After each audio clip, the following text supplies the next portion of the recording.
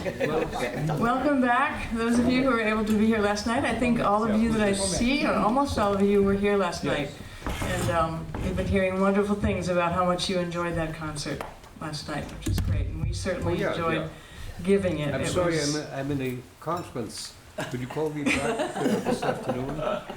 And could people shut off their cell phones, please? Thanks.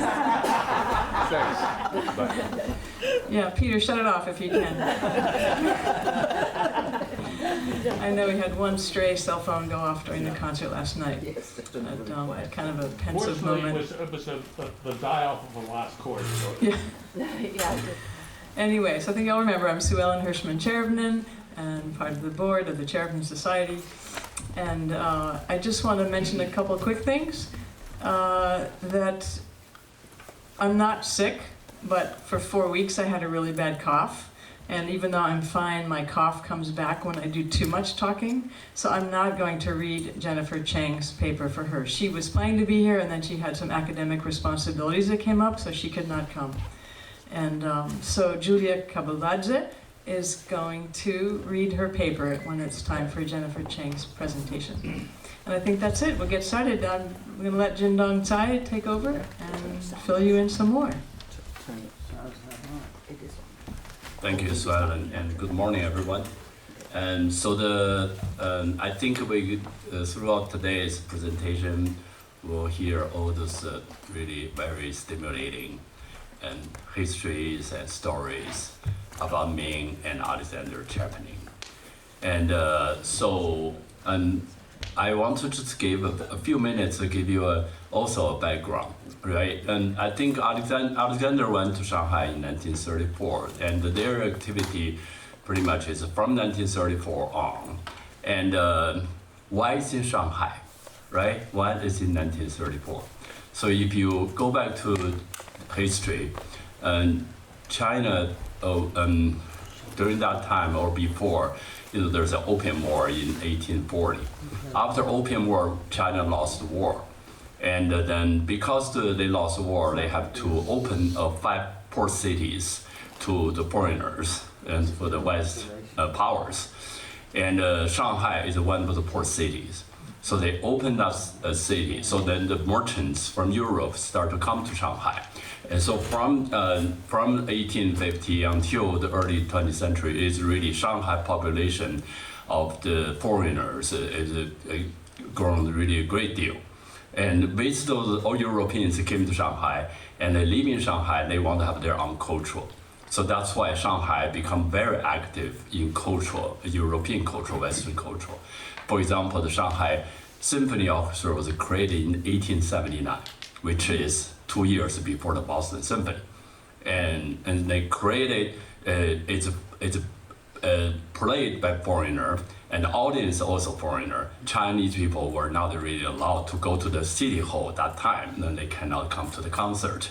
So just an example. And after 20th century, we're getting into the 20th century, those cultural activities are even getting more. There are many As a matter of fact, Tcherepnin found when he went there, they wanted to keep Chinese out of some of his concerts. That's right. And he insisted upon exactly. There's a lot of those stories. I think our presenter probably going to talk about that.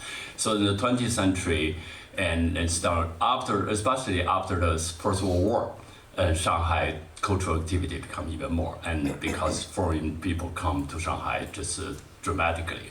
There are a few very important figure, for example, Mario Paci, right? He came to Shanghai in 1919 and take over the Shanghai Municipal Orchestra, made the orchestra become the best in Far East.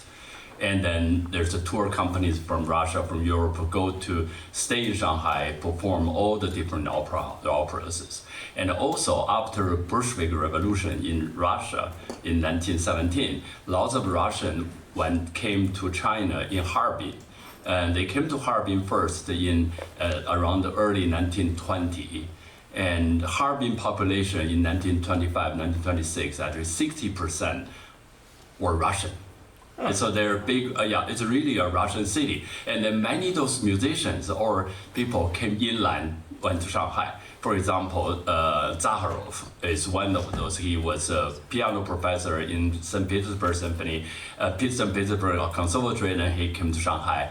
And so that's why that was Shanghai during the 1920s. That's why Xiao Youmei, this music educator of China, his background is he studied in Leipzig on music and get a doctorate degree, and then he came back to China and to create some kind of music activity in Beijing and with Cai Yuanpei's support.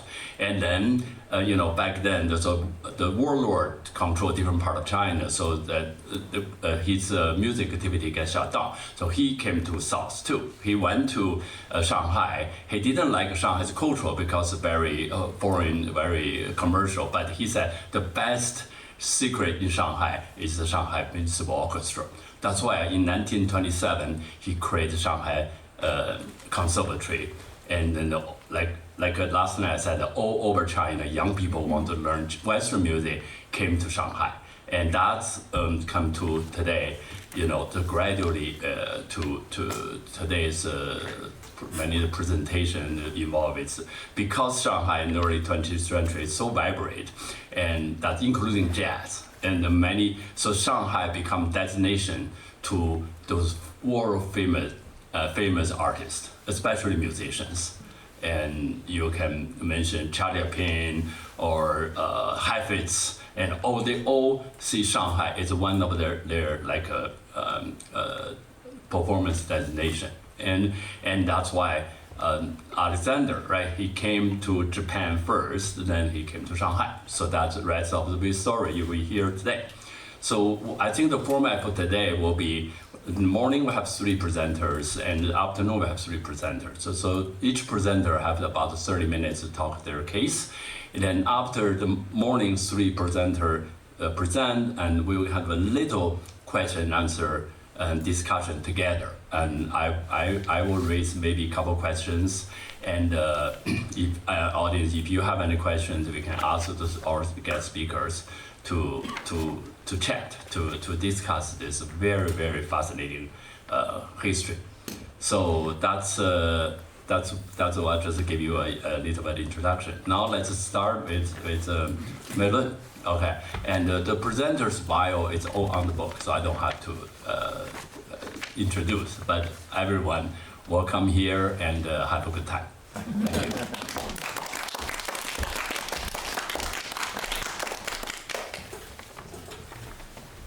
Good morning, my friends. Good morning. I feel honored and privileged to be here with you today to celebrate the legacies of HSIEN-MING and Alexander Tcherepnin. HSIEN-MING was affectionately known as Ming to those who knew her. In the spring of 1979, I met Ming for the first time. That's about a year and a half after Alexander Tcherepnin passed away. I said to Ming, I'm very grateful for Mr. Tcherepnin's influence on the music education in China. And I think now it's time the younger generation should do something in return. As I have just finished my master's degree in musicology, so I'm willing to do whatever I can for you. And since then, Ming and I were very close to each other for 13 years. Next, please. This picture was taken in 1985 in front of the Metropolitan Museum of Art. On that day, we went to see a special exhibition of the piano instrument of different period of time in history.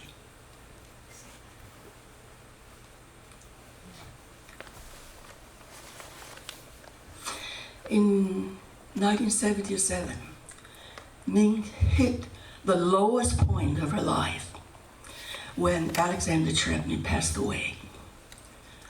But a few years later, she recovered from the pain of her loss because she had sensed that Alexander Tcherepnin continued to be with her. She was lifted up by the music of her late husband every day. So once again, she's full of energy.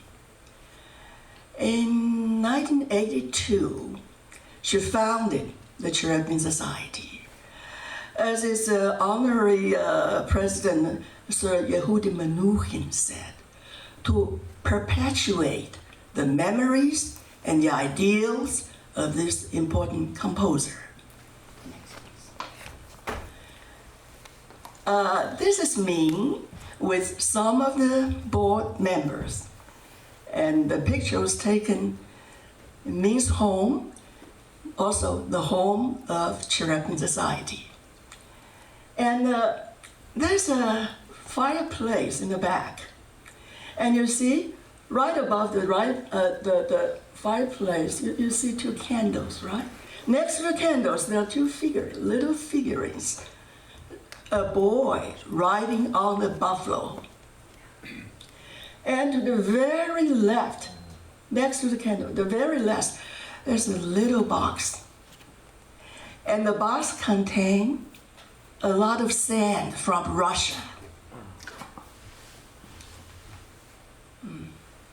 For 10 years, Ming served as the president of the Tcherepnin Society. In this period of time, in this period of her life, she ensured that her husband's work was constantly performed, and the details were reported in the newsletters of the Tcherepnin Society. So the friends of the society were kept updated. And Ming, she divided her time between United States and Europe. Next, please. This is her home in Paris. And in 1983, Ming saw a plaque was added to the building saying, composer Alexander Tcherepnin lived here. Next, please. And the ceremony of the unveiling of the plaque was held on September the 29th. And the event was sponsored by the French Ministry of Culture and the city of Paris.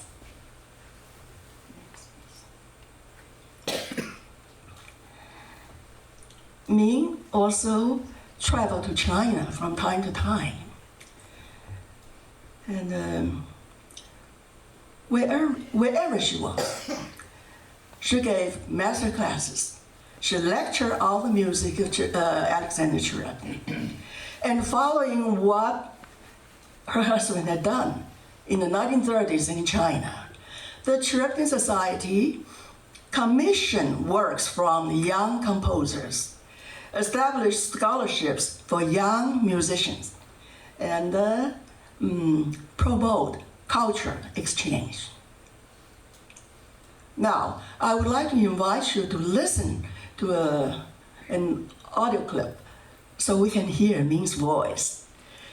It was recorded in 1988 when Ming was giving a lecture in New Jersey Music Teachers Association. Martha Braden, who passed away last year. Martha Braden was the pianist. We're going to hear Martha playing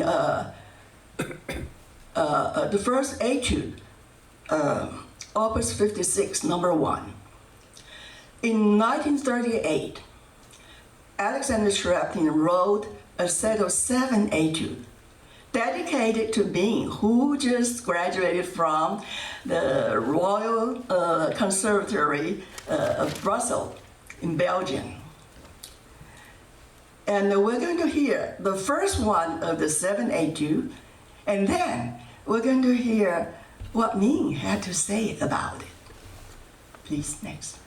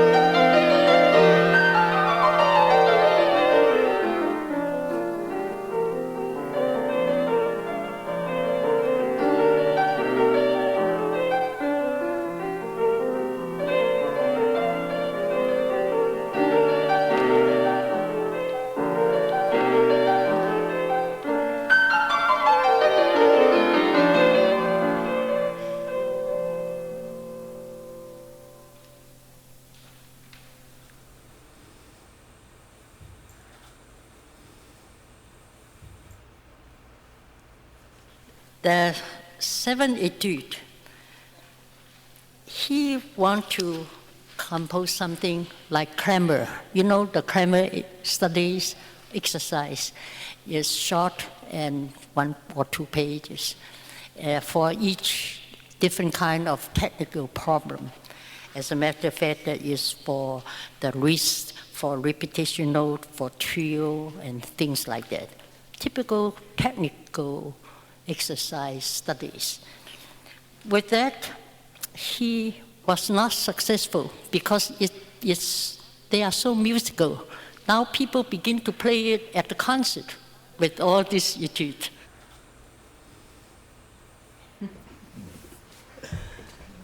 As the founder and the president of the Tcherepnin Society, Ming worked tirelessly until one day in 1991.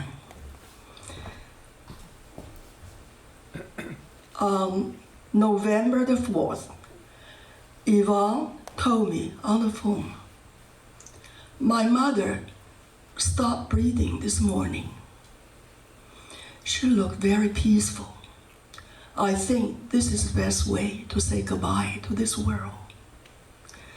Now she's joining my father, who can't wait. Then he paused a little bit. And then Yvonne raised his voice and said to me, go to the piano, keep practicing. My mother is still watching you. On that particular day, Yvonne kept his teaching schedule at Harvard University. And he said to me, he was influenced by Confucius.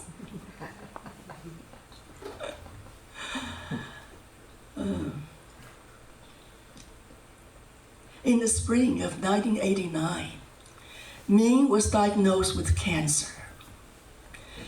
And she decided to give me piano lesson. She said, teaching could reduce her physical pain. And I found it really true. So she gave me piano lesson every week for 2.5 years. One of the last days, I accompanied her to see the doctor, and the doctor wanted to talk to me alone. And he said to me, it won't be long. I got nervous, and I said, then what should I do? Because she insists to teach every week. Let her teach, the doctor said. She would have died already if she didn't teach.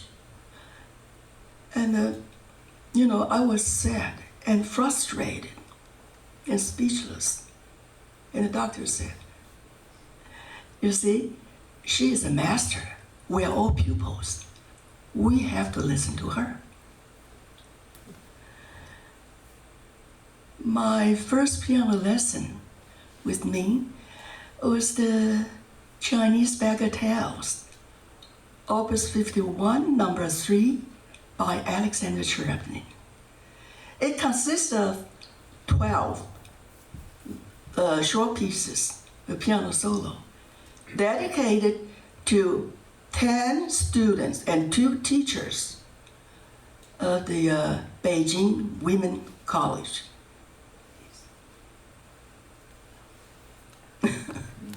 Oh my. I didn't know there was a picture of all of them. Yes. It's about 6'4". Oh.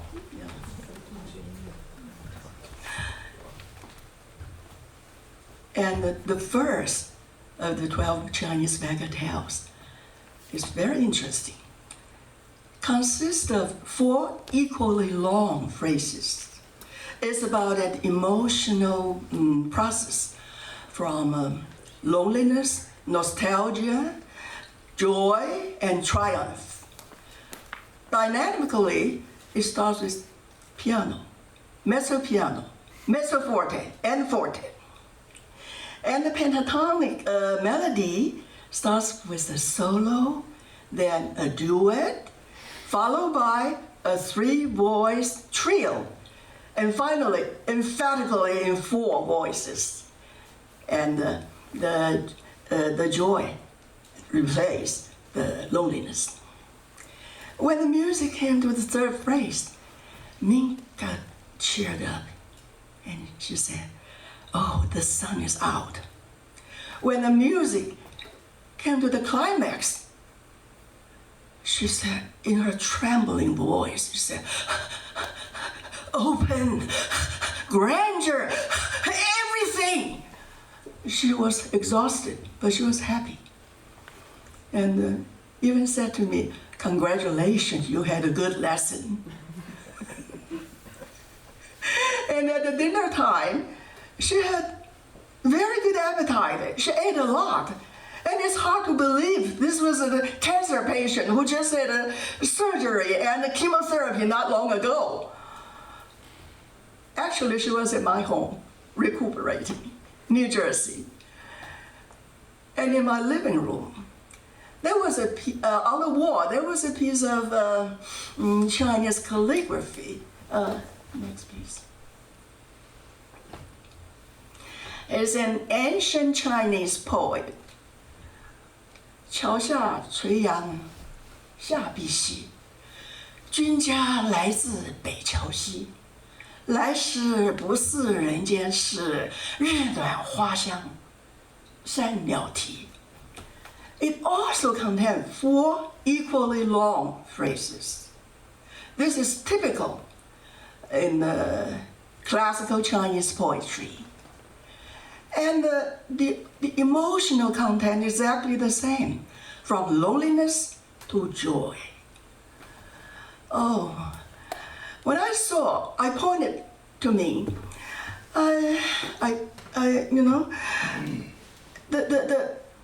I was thrilled because the beauty of such an ancient Chinese poet is now translated into the music of Alexander Tcherepnin. I was amazed. And Ming smiled. Yes, the beauty is endless. And both of us feel enriched. Aaron Copland once said, Alexander Tcherepnin was a remarkable and fascinating composer because his art represents an unusual fusion of different cultures. I think this is a perfect example.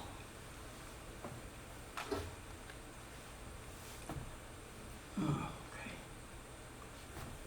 Next. Ming was weak. She was weak physically. But when it came to art, her high standard remained firm, uncompromising. One of my most unforgettable lessons was while I was playing, she was trying very hard to pull a chair over so she could rest her feet on it because her feet were swollen. And I was almost crying. And I tried very hard to finish my playing. Of course, I didn't do it well. Then, finally, when I completed playing, I wasn't sure what she's going to say. And you know what she said to me? She stared at me and said, "You know, you have a good heart, but the thing is you don't give." I was upset because she said I'm not willing to give, which is not true. Well, I can't force you. I can't force you if you don't want. I can't force you to give if you don't want to. Difficult for me to take. And sometimes she would stop me right after I played the first note of the piece. And she said, "That's a dead tone. Come on, give me a live one." And when I overemphasize the note, overstate the note, she would say, "Consider this is part of the body, not a tumor." And the metaphors she used are so strong. So my heavy heart was sinking. But looking at her smile, I knew I had no time for sorrow. So I said to myself, "Meilun, now, you are not playing for a great teacher only. You are playing for a cancer patient who needs the best music." So I had to pray before I play.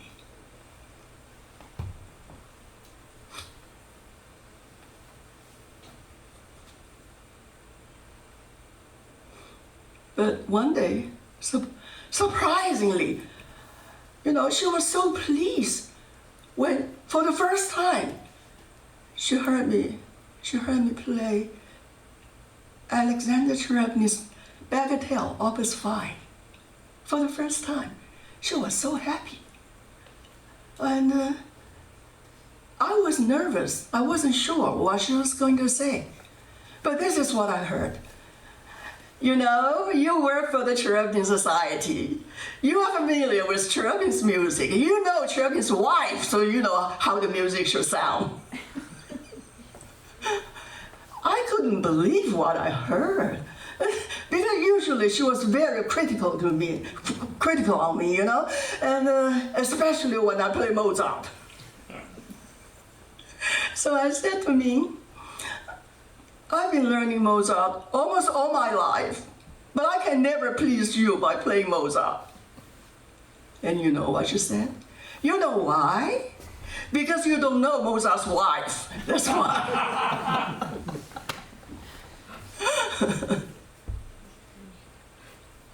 Such a good sense of humor, right? It's very unusual piano lesson with me. And one day, in the hospital room, I saw me throw up because of the chemotherapy. And the nurse came in to do the cleanup. So Ming was sitting in a chair. Her eyes were closed, and it looked like she was asleep. But all of a sudden, she said, "Forte!" So I very carefully, I walked over to take a closer look. Yes, she was asleep. Her eyes were closed. And then she raised her hand and nodded her head and said, "Good, good," even with a smile. She was teaching in her dream.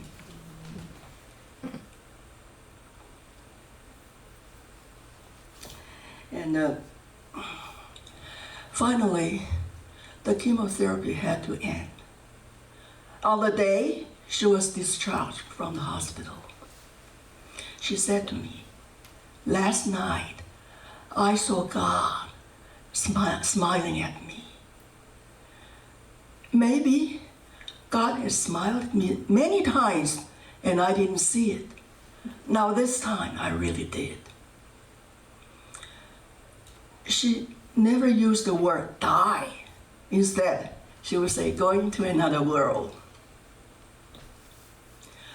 Over the years, Ming kept a named list of those who died a little bit earlier than Alexander Tcherepnin, such as Benjamin Britten, Dmitry Shostakovich, and also those died afterwards, such as Aaron Copland, Leonard Bernstein, Paul Tortelier, Arthur Rubinstein, Carl Orff, etc. And some of the names were written in Chinese, some were in English. The last one was in Chinese, Jiang Dingxian Furen. That means the wife of Jiang Dingxian. Mr. Jiang Dingxian was an old friend of Ming. He went to Shanghai Conservatory in the 1930s. And he was the second prize winner of the Tcherepnin competition, next to He Lüding. And in the 1930s, in the 1980s, when Ming visited China as Mrs. Alexander Tcherepnin, Mr. Jiang was the vice president of the Central Conservatory of Music in Beijing. Please, huh? Where are you? Yes, Mr. Jiang Dingxian. Ming's list included not only the well-known musicians, but also her neighbors, her friends, the family members of her friends, and the parents of her students. She cared about all of them, regardless the different nationalities. She once said to me, I want to make friends, but I just don't have enough time for that. So I don't want to be an enemy to anybody. This reminds me of what Alexander Tcherepnin said. The folklore of all countries and all races has the same eternal value. This reflects what Ilya Carter said about Tcherepnin, Alexander Tcherepnin, as extraordinarily gifted, both humanly and musically. Next, please. Next. Yes. Ming Tcherepnin came from a Cantonese family, grew up in the metropolitan Shanghai. She went to Shanghai Conservatory of Music, and she was the first to graduate with a piano major. And she was awarded a scholarship to go abroad and study at the Royal Conservatory of Brussels in Belgium. And afterwards, she went to Paris to continue her study with Alfred Cortot and Isidore Philipp, etc. When the Second World War was over, Ming started concertizing in France, Belgium, England, Norway, Germany, Czechoslovakia, and Egypt, etc. to premiere the piano works of contemporary Chinese composers such as He Lüding, Lao Zhicheng, Jiang Wenye, Liu Xuan. Next, please. This is 1947 in Prague, Czechoslovakia. Next. This is 1948 in Cairo, Egypt. 1950 no doubt, Ming was the first Chinese professional pianist to do that. She said, this was her responsibility as a performer. And Alexander Tcherepnin has said the same thing before. As a composer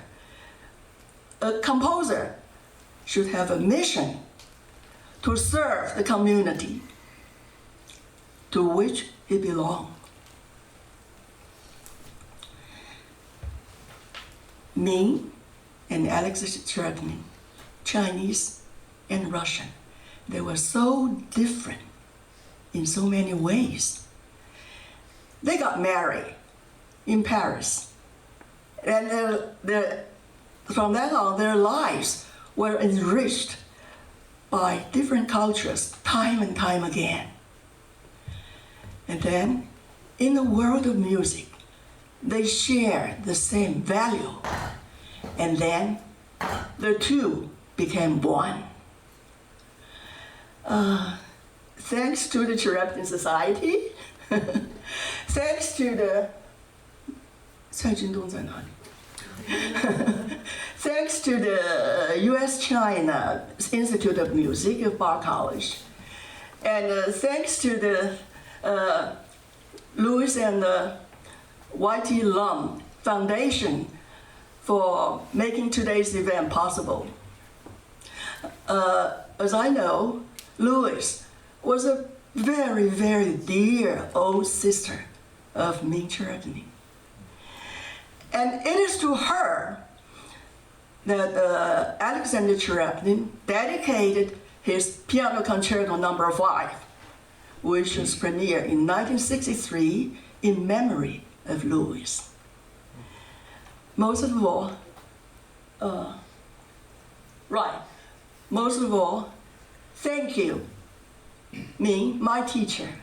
Today in here, you are fervently remembered. And thank you all for your coming. Thank you.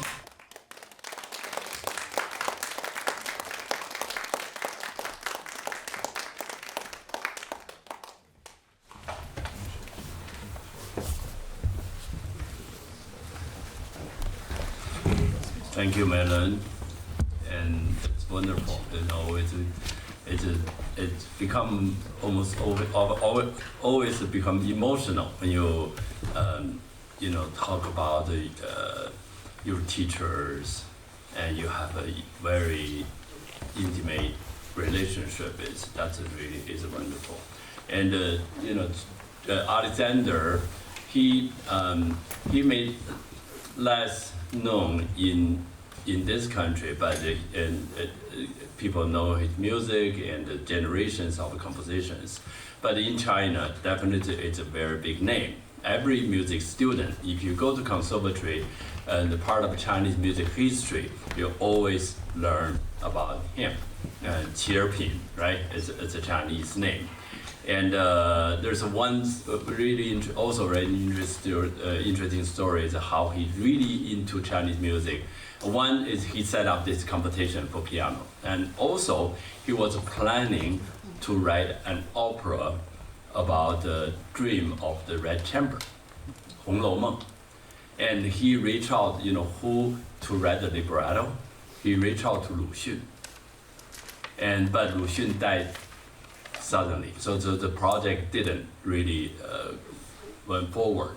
You think about it, Lu Xun is one of the most 20th century, early 20th century, very wonderful writer. If that can be realized, that will be really make the Chinese classic novel to become opera. That would be a wonderful thing. So, and you can see the Tcherepnin's impact in Chinese music is really it's by a long way, and still continue to have influence in Chinese music development. The next one is Ms. Feng Jiahui. Yeah, okay, so please.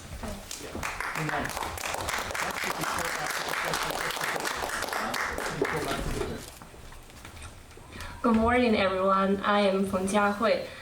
I feel very honored to be invited to participate in this conference. I would like to take this opportunity to express my deepest remembrance of Miss Li HSIEN-MING by revealing the journal of the Shanghai Conservatory of Music and other documents that describe and explain the events that took place during her time at the conservatory. And the title of my speech is a study on the historical materials of Li HSIEN-MING published in the Journal of the National Conservatory of Music, which consists of 5 parts: the introductory, 3 body parts, and the conclusions. Ming was one of the first female pianists and piano educators in China. In September 1929, she was admitted to the National Conservatory of Music, which was the predecessor of the Shanghai Conservatory of Music, and she left the school in October 1934 to study in Belgium, during which time she attended the preparatory, undergraduate, and research course, studying the piano as a major subject with a minor in cello and erhu. During her 5 years of study at the conservatory, Ming excelled in her studies and was awarded the first prize scholarship for 4 of those 5 years. She was the first undergraduate to graduate from the conservatory and the first woman to be sent to study abroad at the official expense of the conservatory. Ming made important contributions to the musical exchange between China and the West. Some of the works of the Chinese musicians such as Jiang Wenye, Lao Zhicheng, Liu Xuan, and He Luting were firstly known to the European music scene through her performance. And after 1977, Tcherepnin passed away. She carried on the legacy of her husband and founded the Tcherepnin Society. As Tcherepnin had done half a century earlier, she organized Chinese music competitions in Beijing, Shanghai, and Taiwan. Which won prizes for the works of a new generation of the young Chinese composers, including Xu Shuya, Ye Xiaogang, and Xu Xiaosong. The Part 1, Music, the Journal of the National Conservatory of Music. Among the publications founded by the National Conservatory of Music, most of them mainly published reviews and analyses of Western musical works and series, and discussed the past of Chinese music, and at the same time published the musical works created by the teachers and students of the conservatory. For example, the Music Arts and Music Magazine. Only as the Journal of the Conservatory, that is music, was more special, which mainly published school news, recorded all aspects of the school, and was an important document for the study of Chinese modern music history. In July 1929, the national government revised the organic law of university, and in August, the National College of Music was reorganized into the National Conservatory of Music. The National College of Music was reorganized into the National Conservatory of Music, with Xiao Youmei appointed by the Ministry of Education as the principal and dean of faculty. Only 2 issues of the journal were published under the title The Journal of the National Conservatory of Music, and after April 1930, it was renamed Music. The contents of the publication are very rich, reflecting the educational guidelines, policies, and directives for higher education between 1930 and 1933, and detailing the basic process of the daily operation of the conservatory, as well as the situation of the students. The Ministry of Education Instruction provides information on the aims of education and its implementation guidelines, the requirement of purchasing national products for public use, the method of donating money to airplanes by civil servants during the war, and so on. The bulletins recorded the new students enrolled in each semester and the major events of the school. School news contain information about the experimental rules, rules of learning, regulations on scholarships, and the decision on the location of the conservatory. The correspondence reported many important information, including Xiao Youmei's letter to the China-Belgium Committee requesting Ming to be sent to Europe, the sending off of Li, and the collecting of piano pieces with Chinese flavor. In addition to this, music contains a large portion of the programs of various concerts and recitals of the conservatory, including student recitals, student major concerts, graduate concerts, and anniversary concerts. Furthermore, the order lists for graduation, course, and semester examinations contained a lot of essential information, such as the student's name, major subject, minor subject, and the instructors. This information was invaluable and allows us to understand Ming's study life at the conservatory. Part 2. Historical materials of Ming published in music. I have divided the contents about Ming published in music roughly into 3 categories. First, Ming's examination order list. It was a record of the semester, course, and graduation examination taken by the students of the conservatory. The semester examination was held regularly at the end of each semester and was usually combined with the course exams. The level of the semester examinations was determined by the student's specific situation. The conservatory would commission a professional teacher to determine the level of the student for the student. When a student's level reached a certain standard, he or she might apply to take a course examination, the results of which were divided into 4 grades, namely superior, excellent, intermediate, and failed.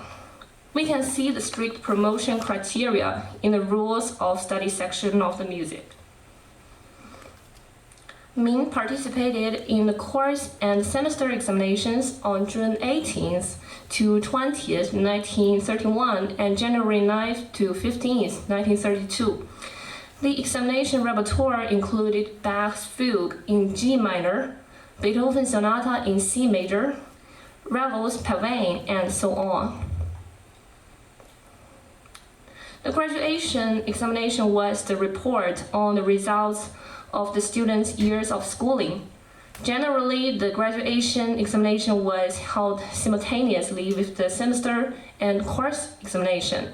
But in the early stage of the establishment of the conservatory, the systems were not perfect yet, and some of the graduation examinations were held separately, such as the first graduation examination of the piano department held in 2 parts, namely the first and the second advanced examination, which were held in March 30th and June 5th in 1933.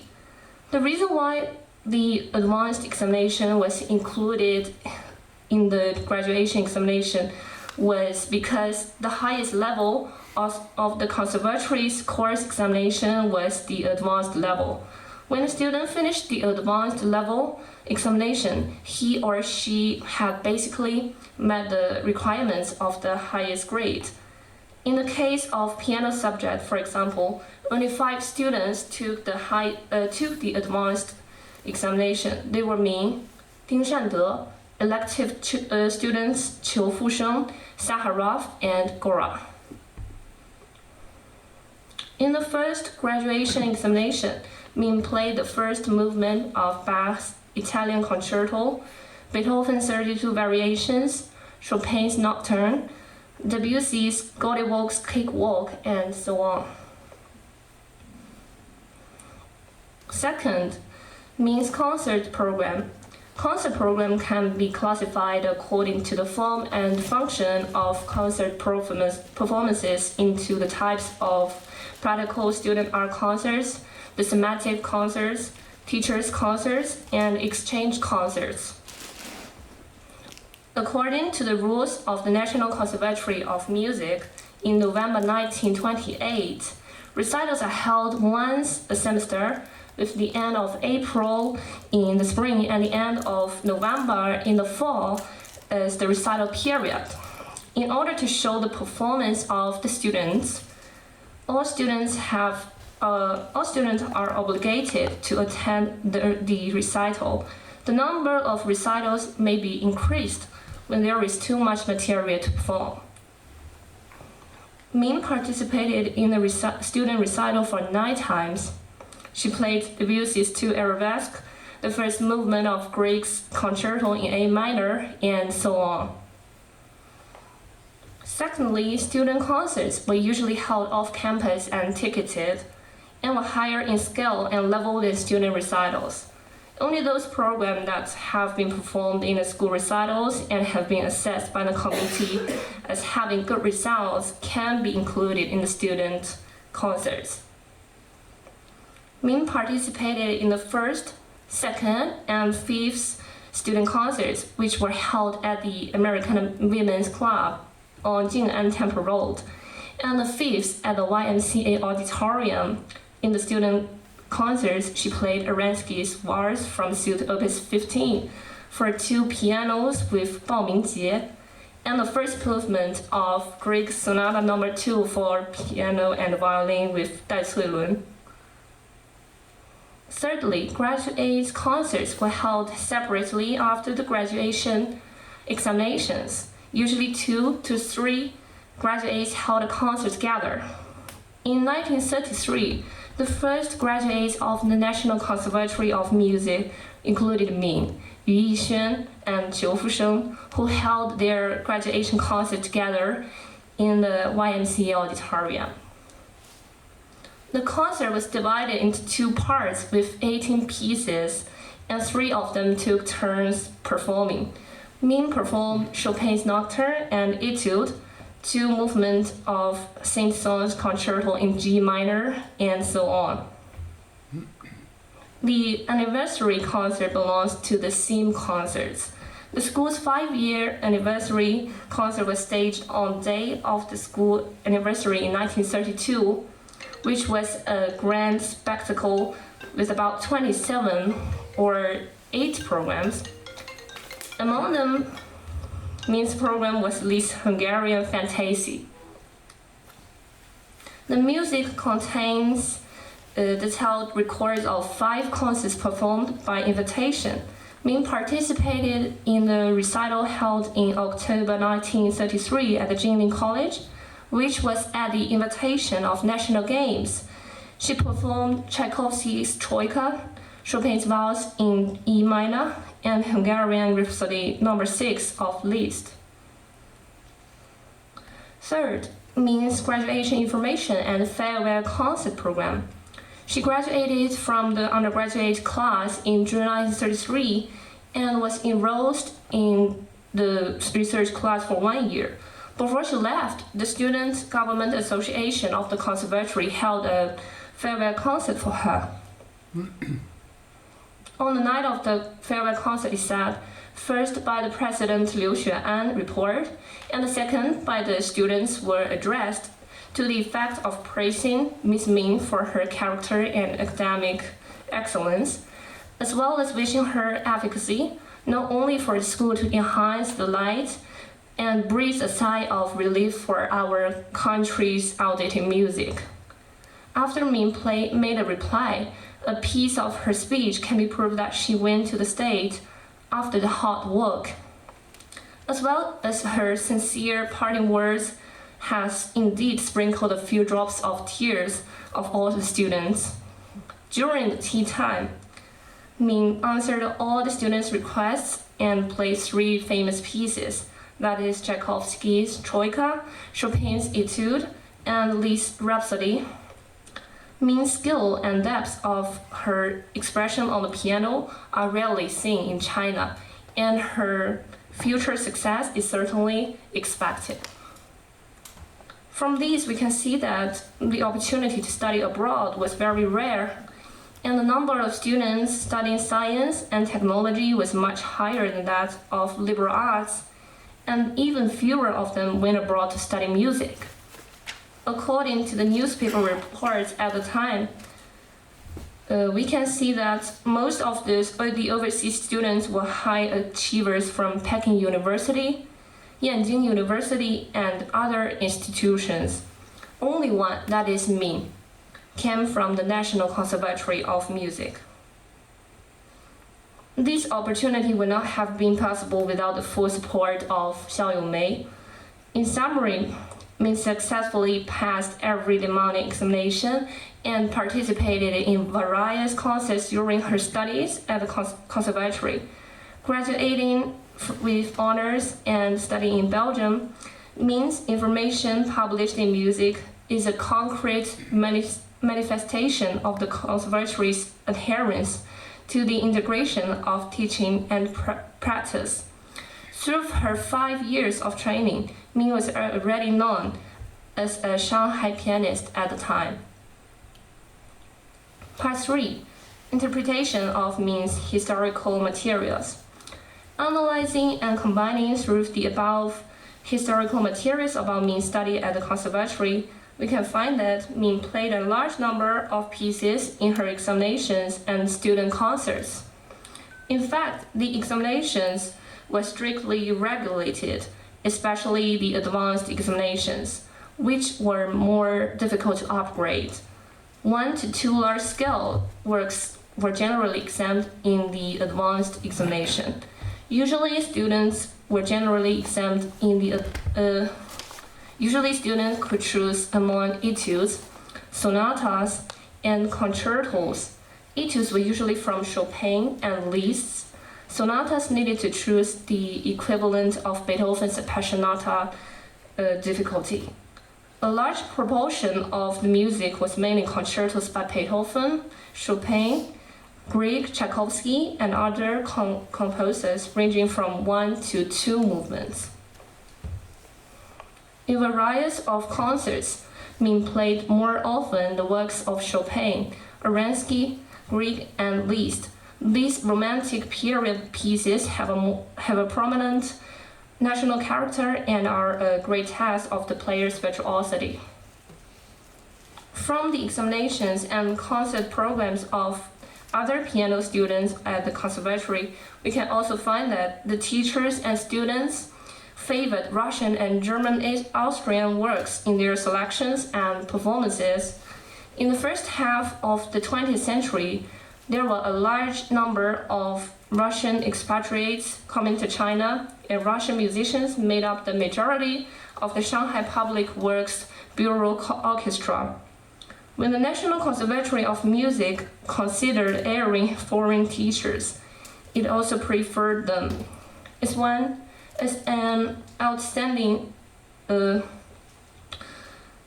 was also preferred Russian teachers, and Ming's teacher Boris Zakharov was one of them. As an outstanding heir of the Russian piano school, Zakharov dedicated his life to the cause of piano education in China. Under the leadership of Zakharov and other famous teachers, the conservatory trained the first batch of high-level piano talents in China. Today, more than 90 years later, looking at the teaching practice of the conservatory, the fruitful teaching results are shown one by one. The standard of students had improved rapidly, and the systematic and modernized teaching and standardized practice have played an important role in this.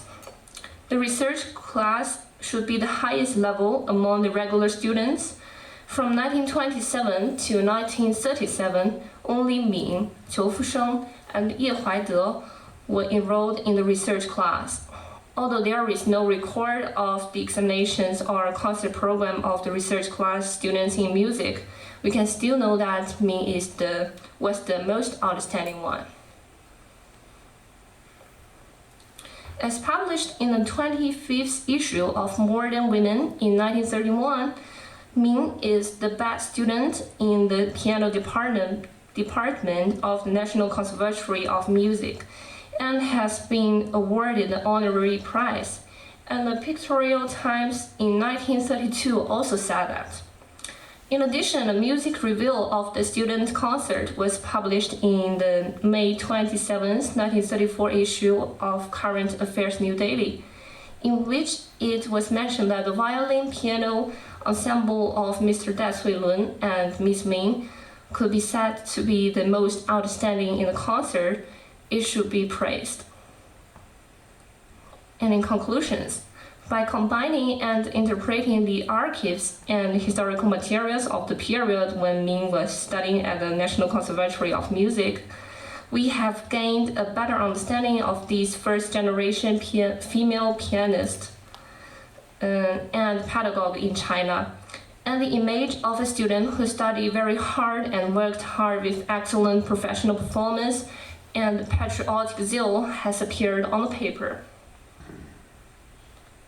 In addition, according to the Republican Daily, the International Music Association, organized by 26 countries, held its 20th anniversary in London, advocated the establishment of a Chinese music group and invited Ming to participate in the ceremony, and she was warmly welcomed by the representatives of the 26 countries. Ming had played in Germany, Belgium, Norway, Sweden, and Egypt. Her 15 years of teaching at the DePaul University have been praised as a remarkable achievement in improving the students' technique and interpretation of the musical styles.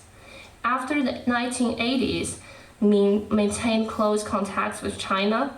In October 1982, at the invitation of the Ministry of Culture, Ming came to China on a lecture tour, visiting 6 conservatories, and then lectured for 10 days in Hong Kong. For a long time, Ming had been concerned about the music career and talent cultivation in China and had made significant contributions to it. Finally, I would like to take this opportunity to say that we should remember and honor the memory of the great Chinese pianist Miss Li Xianming.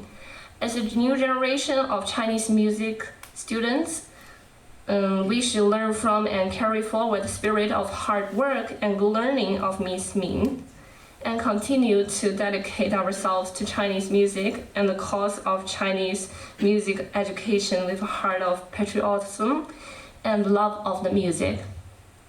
That's all. Thank you for listening.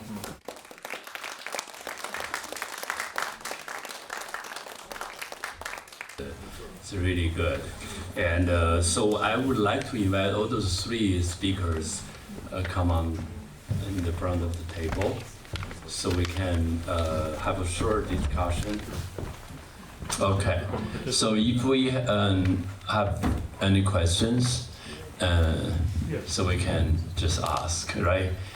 But let me start ask you a question. And on your 3 of your dissertation presentation, you all mentioned the early music education of musicians, like Ming, and just basically in Ming's generation, that's pretty much the first generation of a Chinese students study Western music, right?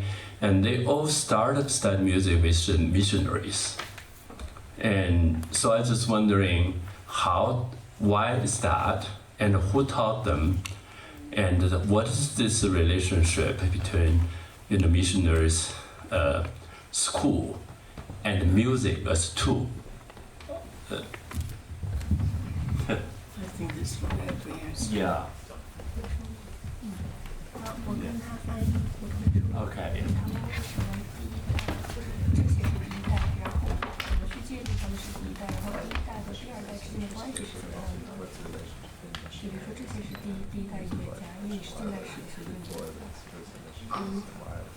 Well, my English is not so good, because Chinese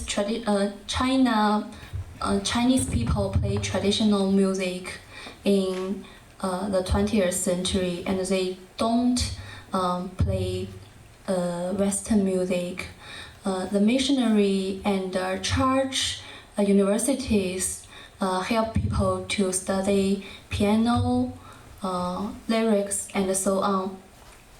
So the first generation is maybe born in the 19th century, and they study Western music from missionaries from the West. Well, of course, missionaries would want to have religious music, and they can't use Chinese music. They would have to have their own Western music. And so to convert Chinese to Christianity, they also had to teach them Western music. Yeah. So those, for example, Ming's family, yeah. I can provide a more personal That's answer right, to the yeah. question, which is really that Ming's family was Ming's family was very, very religious. Yeah. Her maternal grandfather was a convert to Christianity in around 1870s and was a minister himself, converted by the Berlin Lutheran Church. This is in Guangdong province. And so they were extremely religious. Ming's mother was a very devout Christian, even when she was dying of breast cancer, very similar to what you had experienced when Ming was also dying of cancer. So they were very, very devout Christians at a time when most Chinese were not. As far as the musicians, they were not, their family, I think, was a very musical family, and did learn Western music, piano, through the both the church, the Baptist church in Zabe, and also the Chengde school, which was Baptist. So they were very influenced by the music there. My mother also played piano, but not as good as her sister. So they had a piano at home. That's right. So that maybe helps. Yeah, definitely. It is. I think it's one of the. I think the Western music is so closely related with West classical music, right? I think it's one of the reasons and reach out by music, the missionaries. Yeah. I just wanted to add to what Wing Tech was saying, was that my understanding was that the missionaries, that they were very religious, but in a way it was actually really benefited Ming and her family because, for example, her father became a doctor, and my understanding was that he studied Western medicine, and he had gone to, I think, Nanjing or to, and oh, was it? Yeah. And that her mother, who actually is my middle name, Shuki, and I remember I found out her name Shuki means tree of Jesus. I always thought it meant like, plum blossom or something, and then I found out it was tree of Jesus. But anyways, that's my middle name, named after Ming's mother, my great-grandmother, but that she founded a school for girls, right? The school of, or something. I think that's what my grandmother. She taught at Zhenguang. Oh, okay. Yeah, she taught at Zhenguang. And so so I always thought, it was one of the reasons that they were so progressive in a way to be able to.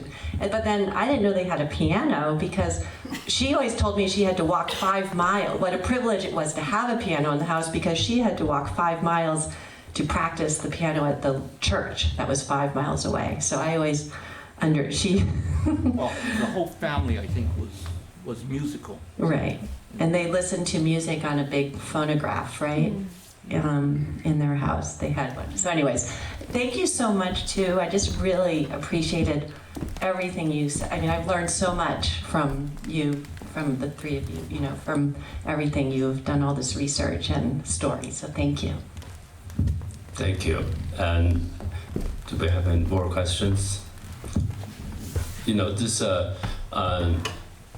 the missionaries took a very important role in music in China, and we would always say, and in 1601, Matteo Ricci, it's a Catholic missionary, Jesuit missionary. He was sent to China to convert Chinese to Catholicism, and he brought. He went to the top. He went to Beijing to meet the Emperor Wang Li, and brought Wang Li a clavichord. And so that was the first. China never had a keyboard instrument, so that was the first. We will say the Western music really came to Forbidden City, but it stayed in Forbidden City. It never went out because the emperors just see this as a little toy, and And then after Opium War, and there's a grassroots of missionary went to China.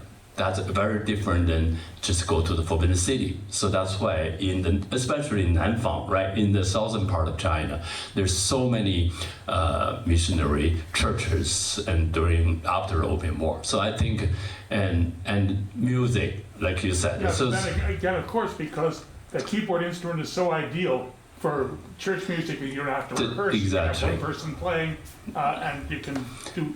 Yeah, the church music. Once churches discover a keyboard instrument, they all need it. That's right. It started with a harmonium, because harmonium, you know, there's a little keyboard instruments, and you pedal it, the air, right? Then you play. It starts from this, and then gradually they shipping piano to China, and also in Shanghai there was a very famous piano. Kind of a manufacturing. They put parts together to make piano in China in the end. So that's actually, it also helped to develop the classical music in China. Yeah. May I ask a question to two of you? I think in the 30s at that time, I think many of the Chinese students went to Europe to study music. Do you know what's the percentage of students coming to the US at that time? The reason is I have a very specific question for you. There's a lady called Xie Peizhen. Okay, she was born in Xuantong 3年. So when she graduated from Shanghai University, that should be around 1931 or 32. Then she came to Julia. She must be one of the first, if not the first graduate from Julia. Unfortunately, I think what happened is when she graduated, she married another Chinese student who may be the first law school graduate from Columbia. And the husband went to work for a China news agent and was doing work in India. He was the first Chinese reporter interviewed Li Heru at that time, way back. No, not Li Heru, before that. Was that famous Indian? Unfortunately, he died. His airplane crashed with the owner of Wang You, the son. The airplane crashed, so he died very early. Then she went with the family to teach piano in Singapore. So there's very little record in any media. But I think you did research for the musicians, the students at that time who play piano. In Shanghai University, there cannot be too many of them. Yes, have you come across the name Xie Peizhen? Because her son wants to know. Her son is very good friend. They have been trying to do search. They found the record of his father. To know about his mother, and maybe the first Chinese student in Julia, maybe. Probably Julia was not created yet, though. Yes, yes. Oh no, yes it was. It was. It was. Okay. Her son wants to know. Xie Peizhen. I think that's From- another very important piece. Very important, yeah, 我没有看过这 definitely. 个名字。 In particular Next for research US-China project, relations. Yeah, and also very interesting is this new generation, the first generation of Chinese Western musicians, right? You trained as a Western musician. Many of them are really women. Yeah, so that's it's really you can see that in that sense the equality to study music actually in China is a little different. So if Do you you have can any bring a comments? message back to Shanghai Conservatory to see whether you can do somebody can do research. Yeah, If you can track down this piece of history, it's very important. That's true. 知道这个名字就告诉我们啊。 We Yeah. will find and share with you. Yeah. That'd be Okay. wonderful. I read a paper recently about a musician from China and study abroad in the U.S. named maybe Xie Shaozhen, maybe. This is shared page. Sorry, maybe. That may be a mistake in the reporting. That's possible. I will search materials for you. Yeah. That'd be great. By any That's right. chance, if you got any information, please share with us. Great. All right.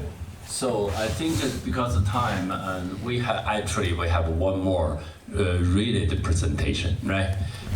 So I am not Jennifer Chang, if you couldn't tell, and my extent of expertise with Tcherepnin kind of begins and ends with accompanying my mother to Switzerland my mother Tatiana, for her research. So I sincerely apologize if anything is mispronounced. I did not do my master's thesis in 2012, like this paper says. I was 10 years old at the time. So with a grain of salt, I'll begin this wonderful presentation. So I'm delighted to have this opportunity to present my research on Ming Tcherepnin to the Chinese-speaking world as HSIEN-MING. For the past 12 years, from the time I was writing my master's thesis in 2012 to my postdoctoral research, Ming's name appeared across a spectrum of topics as magical points of light, revealing new pathways of understanding the complex kaleidoscopic history of modern China. As a scholar of Chinese history and art history, I am in awe of Ming not only for her musical talent, but also her ability to navigate a multiplicity of roles during her years in Europe, from 1934 to 1949. I believe with the confidence that of all women in the canon of performing arts of China during the Republican era from 1911 to 1949, Ming is truly the most extraordinary in terms of her impact factor across time, disciplines, and territories. In appreciation of Serge Tcherepnin and Sue Ellen Hirschman Tcherepnin for supporting my unwavering interest in presenting Ming holistically in the combined fields of Chinese history, art history, and music history, I offer this research as a tribute to Ming for her significant contributions to cultural diplomacy on a personal capacity in the mid-1930s and when she toured with sopranos Alice Zhou Xiaoyan from 1917 to 2016 on behalf of the government of the Republic of China, ROC, in the 1940s.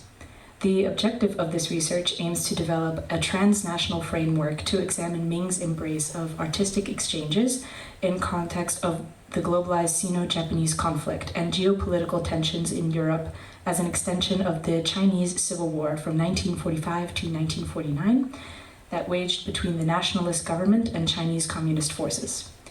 Based on archival documents from the Tcherepnin family, Ming's artist friend, Madame Pan Yulin, or Pan Yuliang, and Ming's uncle, Ambassador Fu Pingxiong, this study brings together aspects of Ming's role in supporting China's cultural diplomacy agenda as she braved multiple regime changes in China and France in interwar and wartime Europe. Ming and her endeavors have remained largely in the shadows in both the East and West, shortchanged by history due in part to the preponderance of literature internalizing the male gaze. Ming also contributed to the gaps in her biography in that traditional elements of her upbringing in China emphasized the virtues of humility and self-effacement. As for academic research on Ming, very little has been published about her. However, there are more sources in Chinese than in the English language. The prevailing narrative from articles written about Ming in the past decade situates Ming's identity within the confines of the following: pianist, wife of Alexander Tcherepnin, mother to 3 formidable sons, and teacher to musicians, musicologists, and music educators. Researching Ming in English, through her name in all its iterations, HSIEN-MING, HSIEN-MIN, and Ming Tcherepnin, yields limited results. In context of interdisciplinary studies on music and gender, instrumental genres and the Chinese diaspora, and music in China and international music education, Ming is rarely mentioned, and if so, her name is framed by the prominent male figures in her life, namely her professor and mentor Shao Youmei, at her alma mater, the National Academy of Music, and of course, Alexander Tcherepnin. Aside from Ming's role as wife, mother, and pianist, Ming's life in interwar and wartime Europe was once a lacuna in our collective imagination. By serendipity while researching the history of Association des Artistes Chinois in France, Association of Chinese Artists in France, or AACF, in 2012, I found Ming's name in AACF files and photos of Ming with Pan and the Tcherepnin family in the archives of her close friend, artist Pan Yulin. Since 1937, Pan lived in Paris until her death in 1977.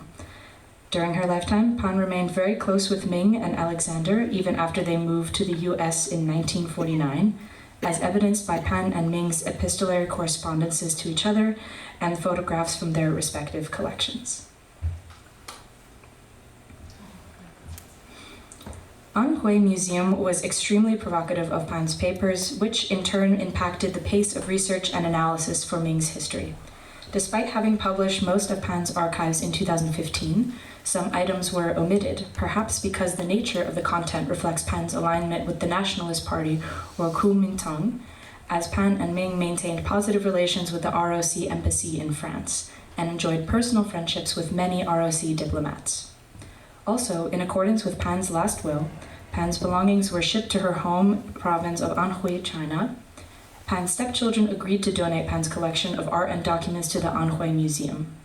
Following the 1983 publication of a wildly successful biography of Pan in China called the Huahuan, Soul of Painting, a spate of television and film productions was released, which then led to academic conferences on Pan that in turn generated more interest on her and her fellow Chinese colleagues in the Paris art community of the 1930s and 1940s. When permission was finally granted to access Pan's archival materials in 2012, that juncture marked the beginning of my understanding of Ming's tireless support of artists, especially in times of war and crisis.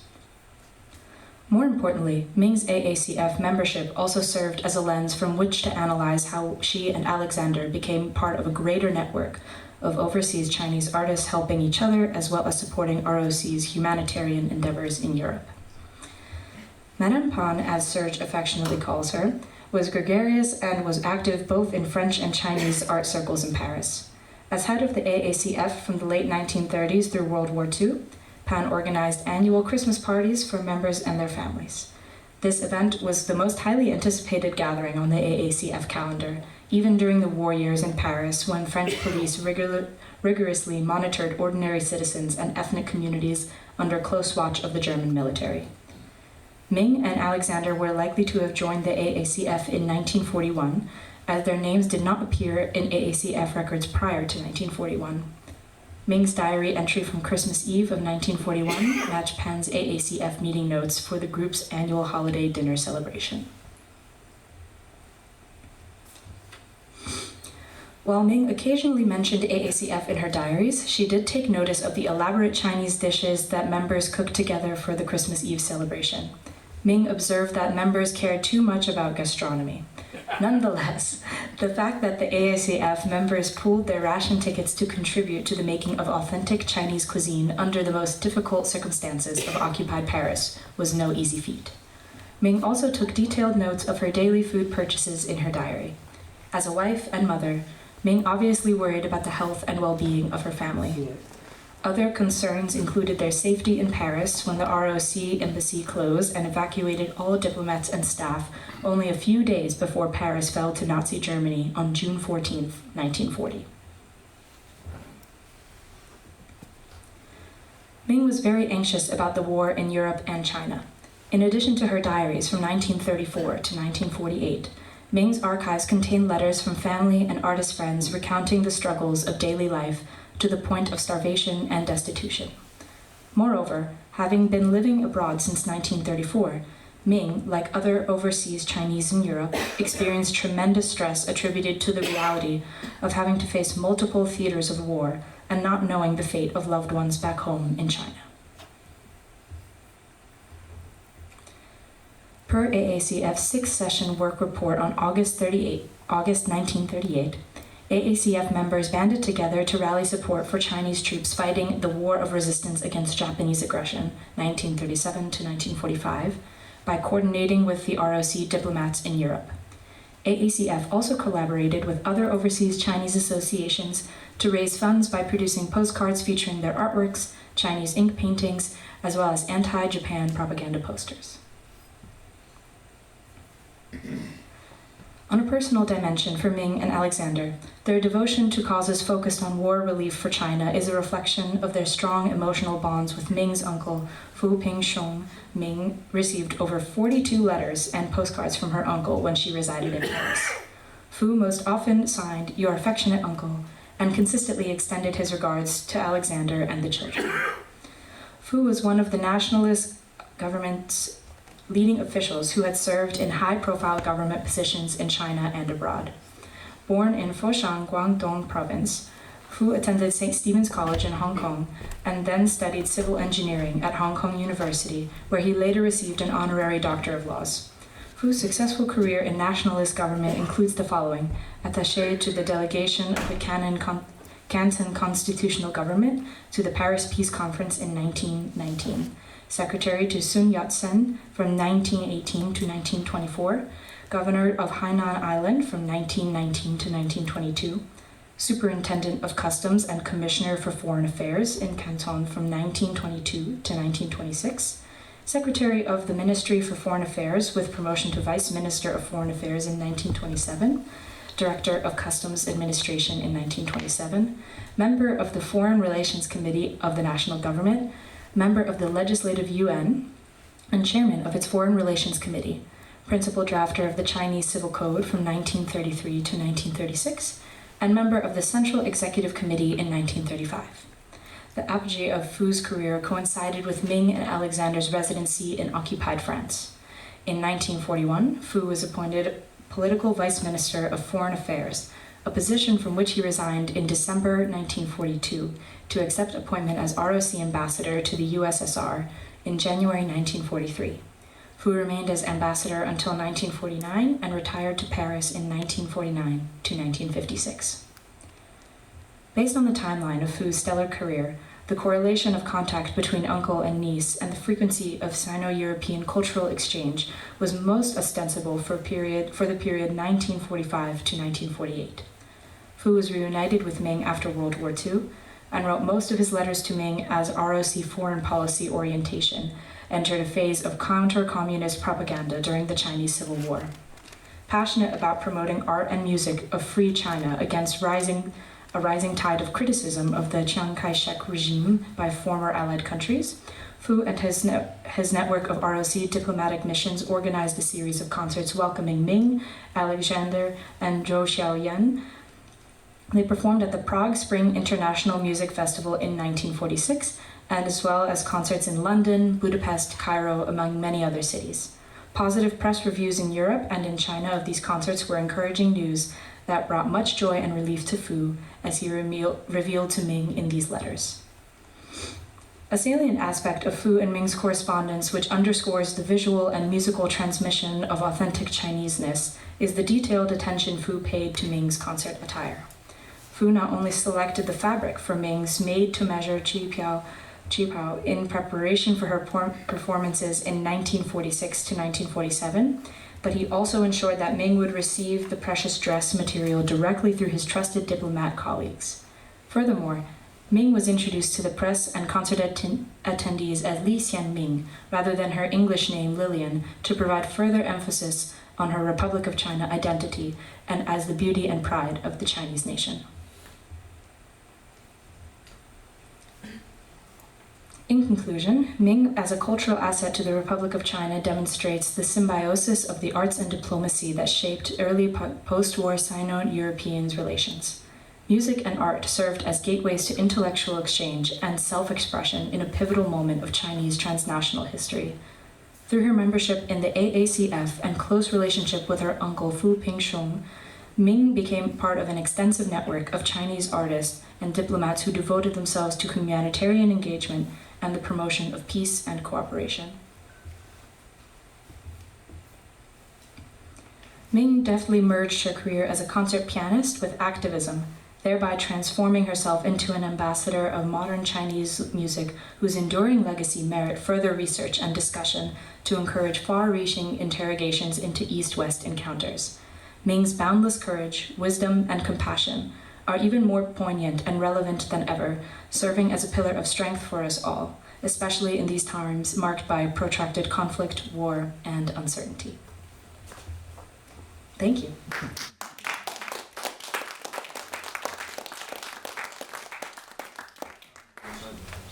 Thank you. Greetings, everyone. My name is Mengxi You. It's with deep gratitude that I stand before you as a participant in this festival. Last November, I just finished my doctoral dissertation delving into Mr. Tcherepnin's Opus 71, 7 songs on Chinese poems. It's with a keen focus on music analysis and historical context. My journey into Tcherepnin's world that began amidst in COVID-19. While I'm visiting my family in China, I found myself I couldn't go back to the US to continue my study because of the control policies. So during this difficult time, with fully support from my committee at BU, I immersed myself into research and collecting lots of information and documents in Shanghai. It's hard.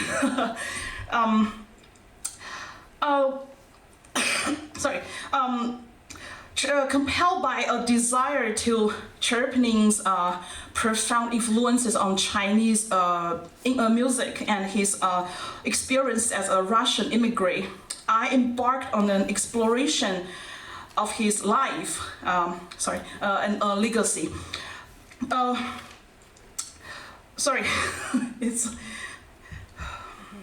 I tried to unravel the complexities of Tcherepnin's musical philosophy and the evolution of his works across different periods of the life.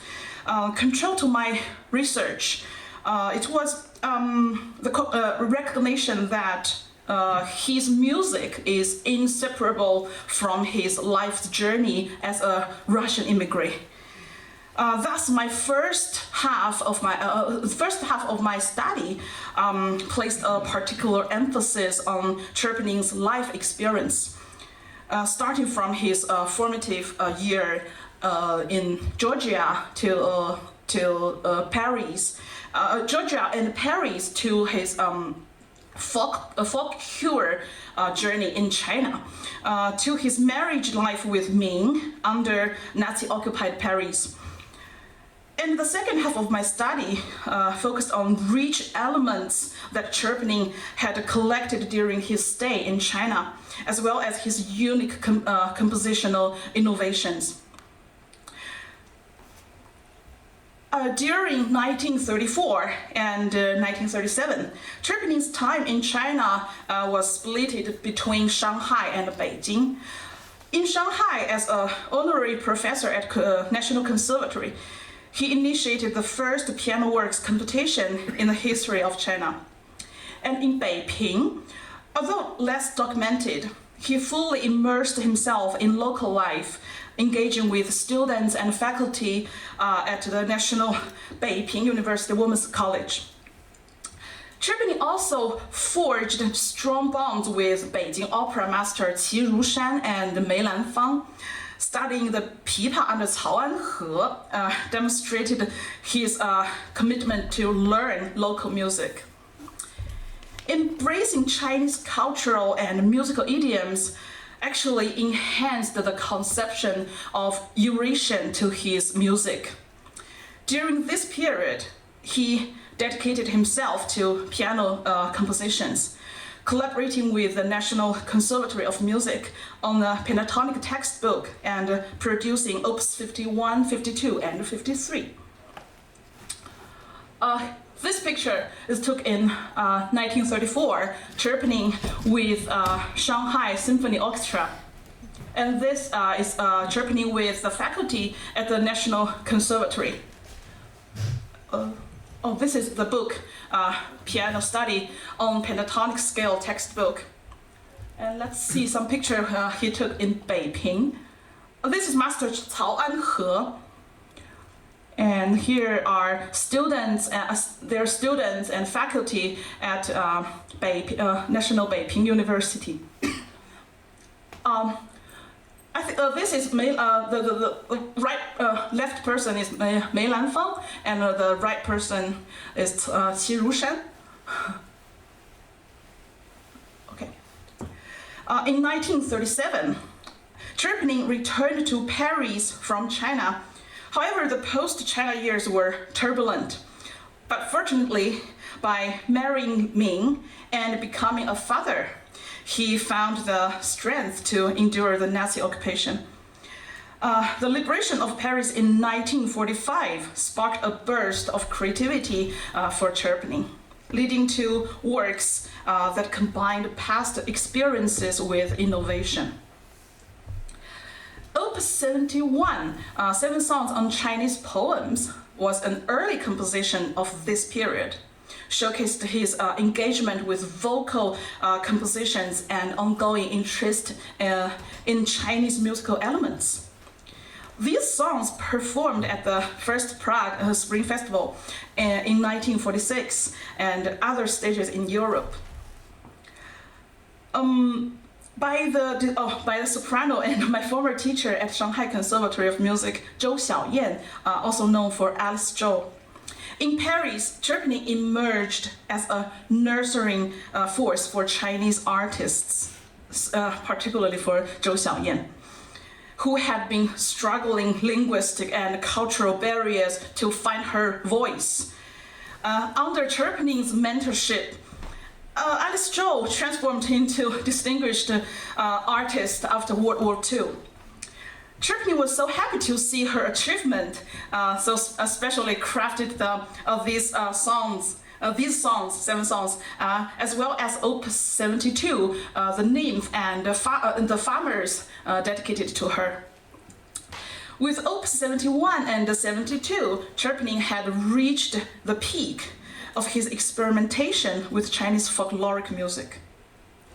I think, this photo is taken after the festival. And this is Zhou Xiaoyan, a renowned figure in China's music scene, known for her expertise in vocal education and performance.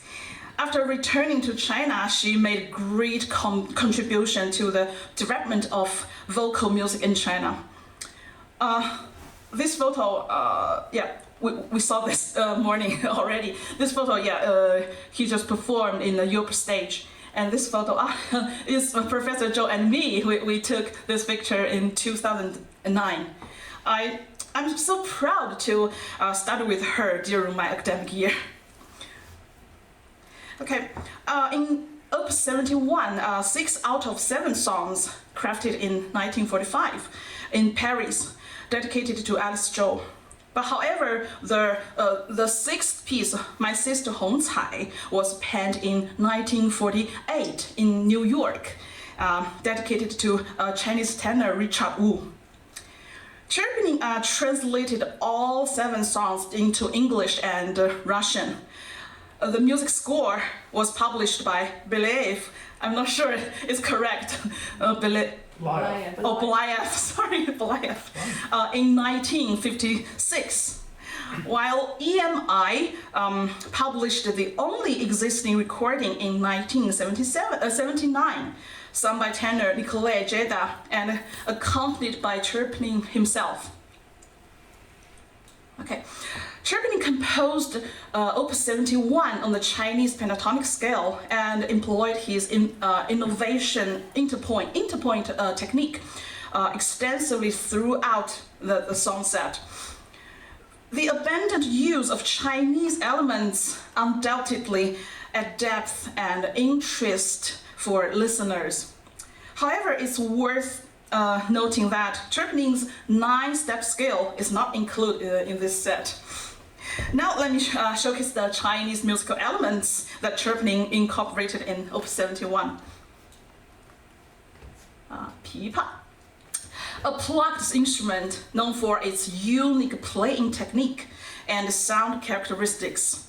The pipa's inability to sustain a note for an extended period posed a challenge that led to the development of the roll technique with Chinese called 轮指, where a note is rapidly repeated to create a sense of continuity.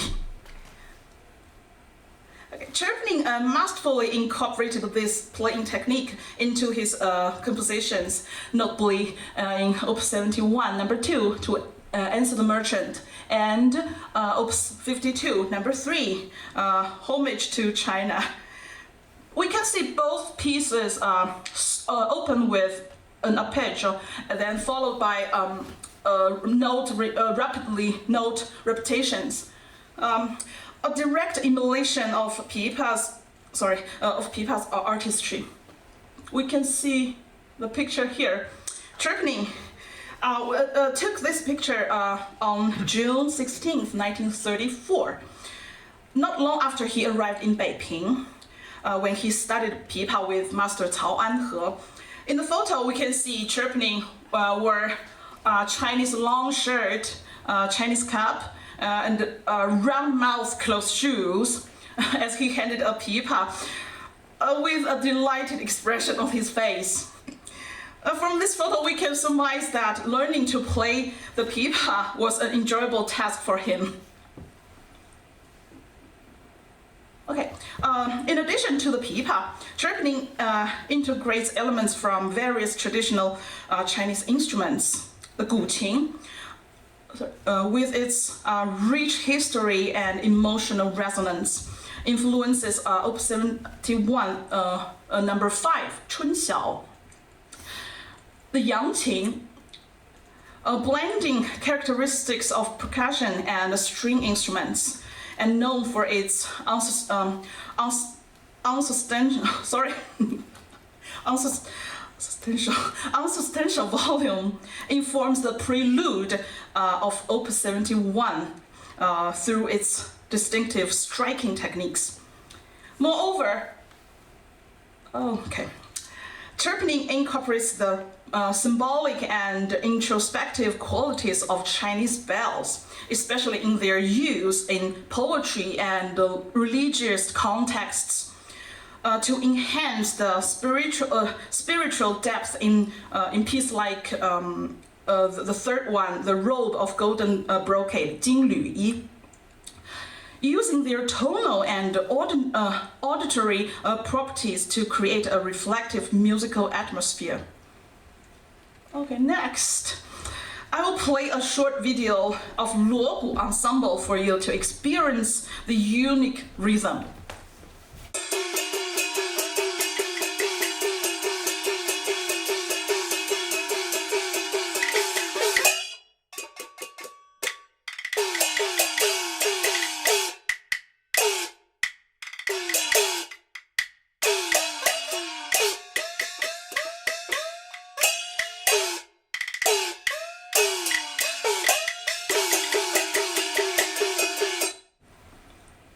Luogu music, also known as gong and drums, is essential in Chinese folk music and opera for its diverse percussion elements like drums, gongs, and cymbals, etc. Typically used to complement set moods, and strengthen the rhythms in performances.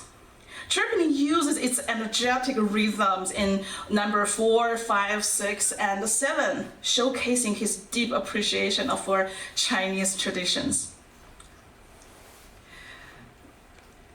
Tcherepnin was not only knowledgeable about traditional Chinese instruments, but he also had a deep understanding of Chinese folk songs and Beijing opera. He extracted and imitated many elements from these sources. Folk songs in China, originating from various regions and ethnic groups, are a reflection of Chinese culture, history, and daily life. These songs can be instrumental or with lyric and are passed down orally from generation to generation. Tcherepnin noted that Chinese folk songs are typically monodic, with instruments playing the melody from start to the end, and the voice joining in unison at key point. In Op. 71, Tcherepnin employs the heterophonic technique to add depth and complexity to the melodies, and he adapted from folk songs. In Beijing opera, there's a lively and cheerful musical tone called xipi.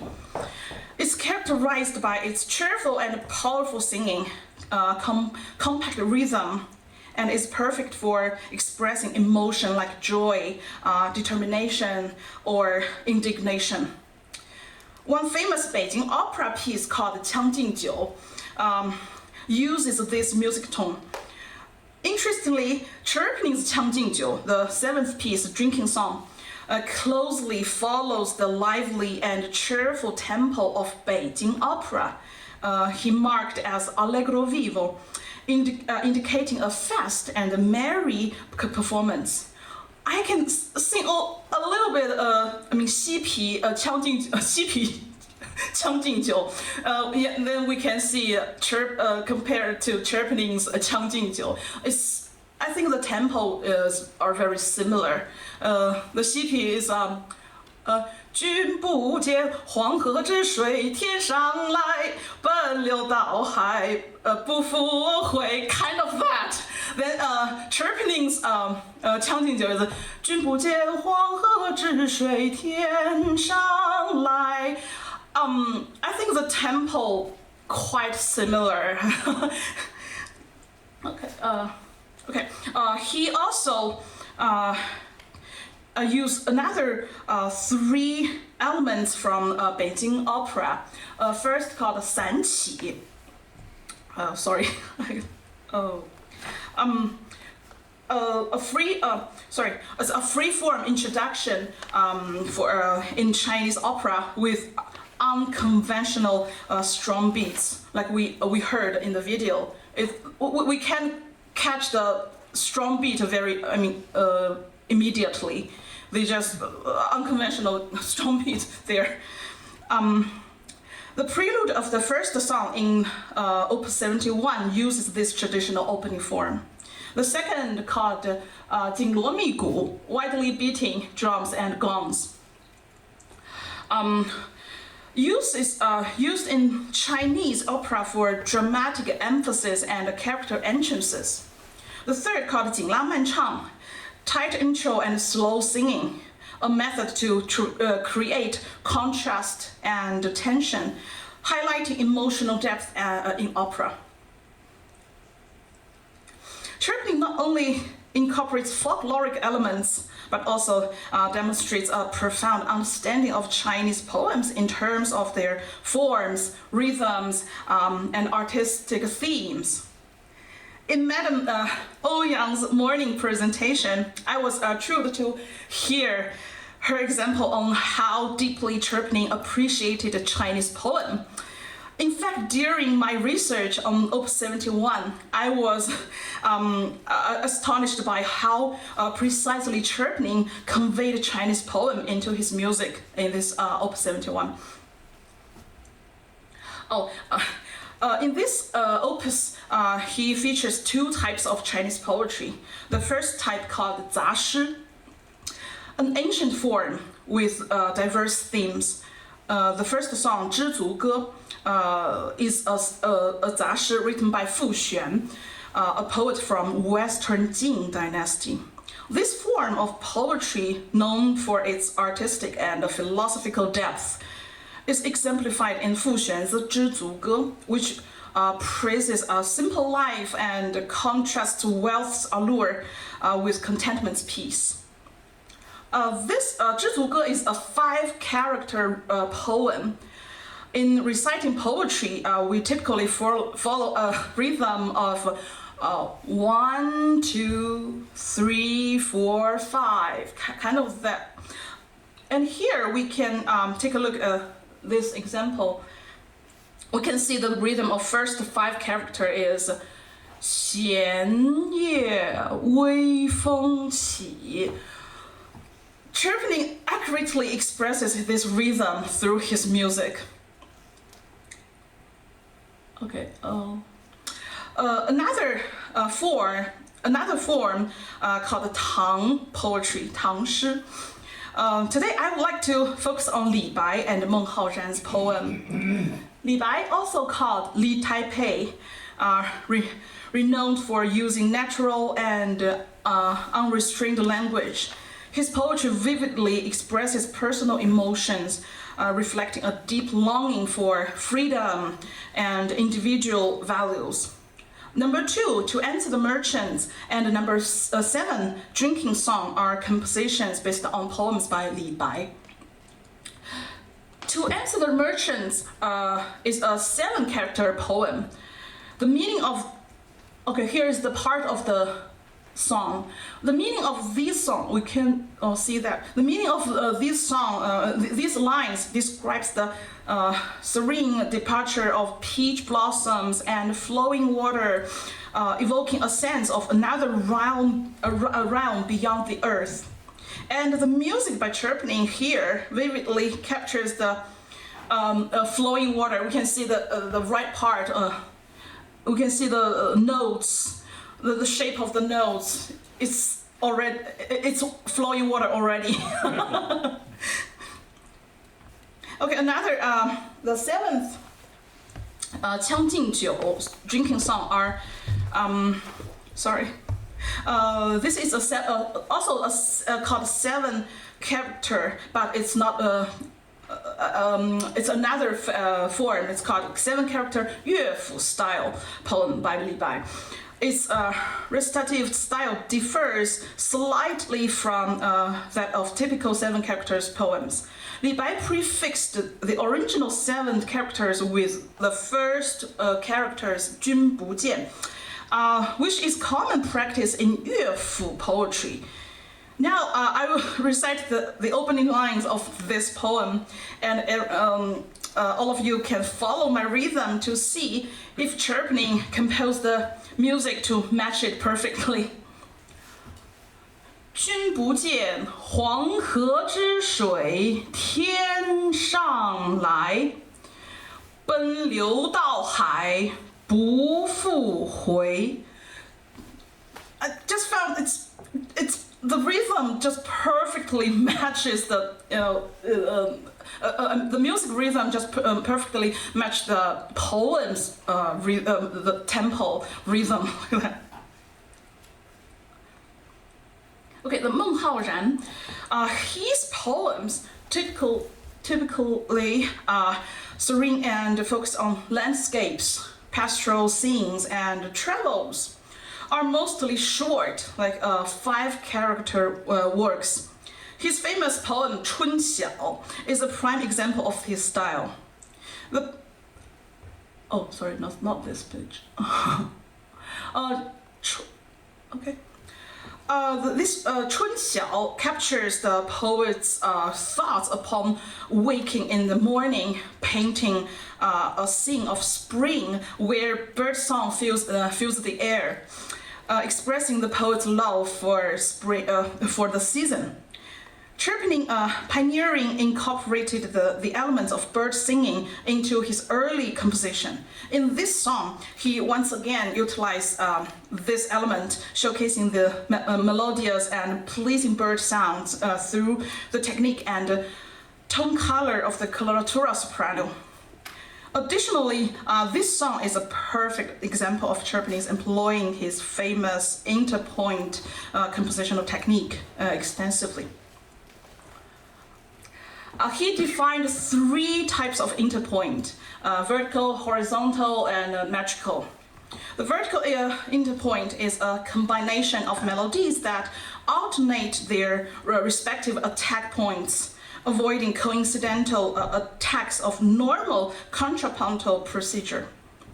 Some species of this kind of interpoint might be thought of cross rhythm, which contains contrasting rhythm within the same scheme of accents. From first example, we can see that the left hand and right hand form a vertical interpoint. And the second one, the left hand start on the first beat, and the right hand just a half beat later. And the voice part compared to the right hand, also another half beat later. That forms a horizontal interpoint. And metrical interpoint refers to the simultaneously use of different rhythmic patterns or meters in various musical parts. In the third example, the notes in the voice part and the notes on the right-hand part are organized in different rhythmic pattern. Double and triple interpoint are a logical continuation of this polyphonic technique. Tcherepnin mentions that interpoint can be of various combination of the 3 essential trends. The second example provided is an example of double interpoint. We can see both vertical and horizontal interpoint.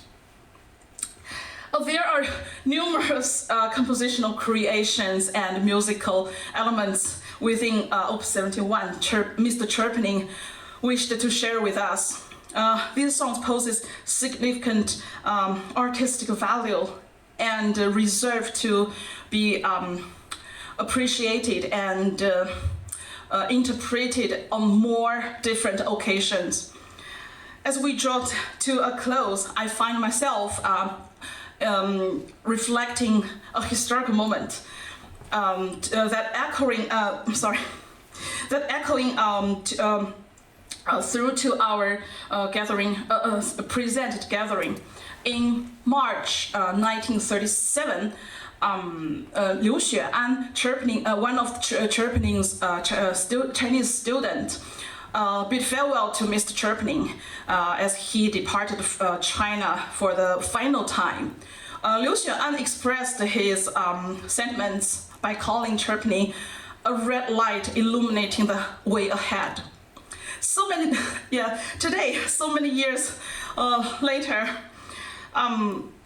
the luminance of Tcherepnin, Mr. and Mrs. Tcherepnin still guides and inspires musicians across continents, include myself.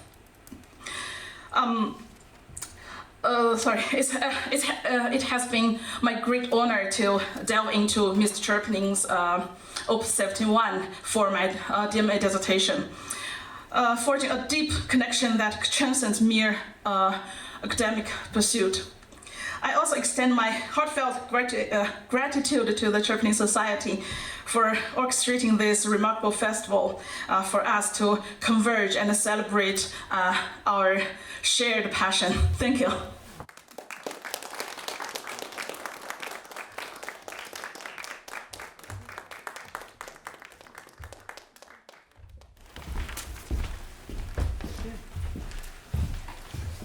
All right, hello everyone. My name is Wang. I'm a doctoral student right now at the Boston University, majoring in collaborative piano.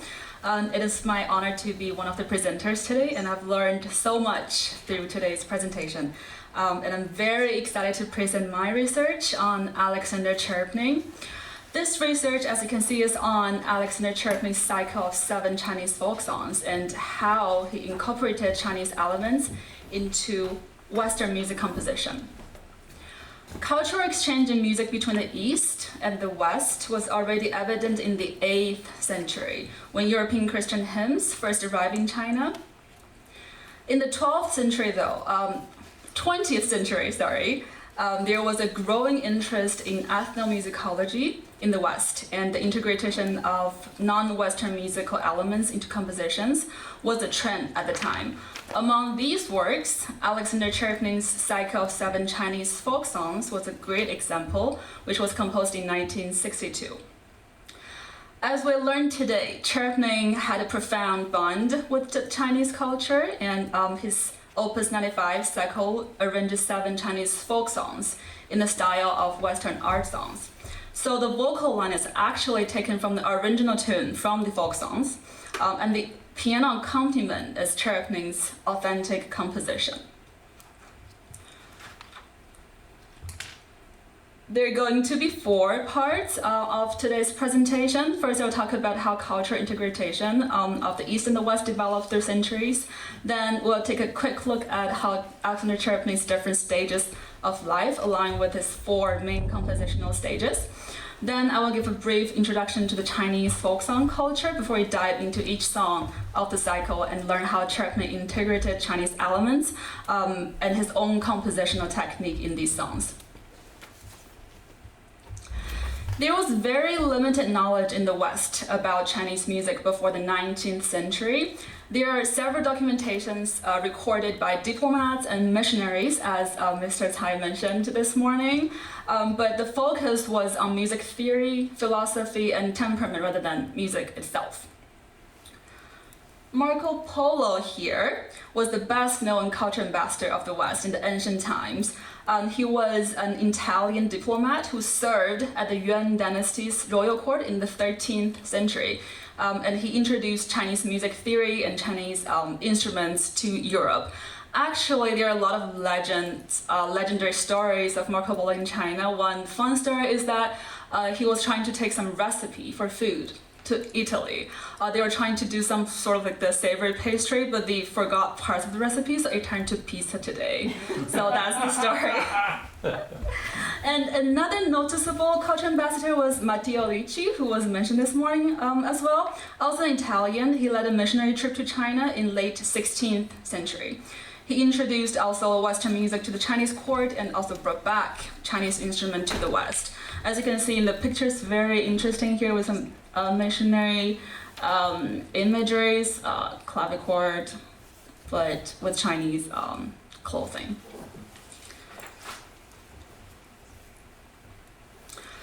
Chinese element first served as an abstract signifier in Western music. It does not have anything to do with the sound. For example, in François Couperin's Les Chinois, the Chinese, you hear the piece in the Baroque idiom. I can play just the first sentence so you guys have a sound idea. So it sounds like this.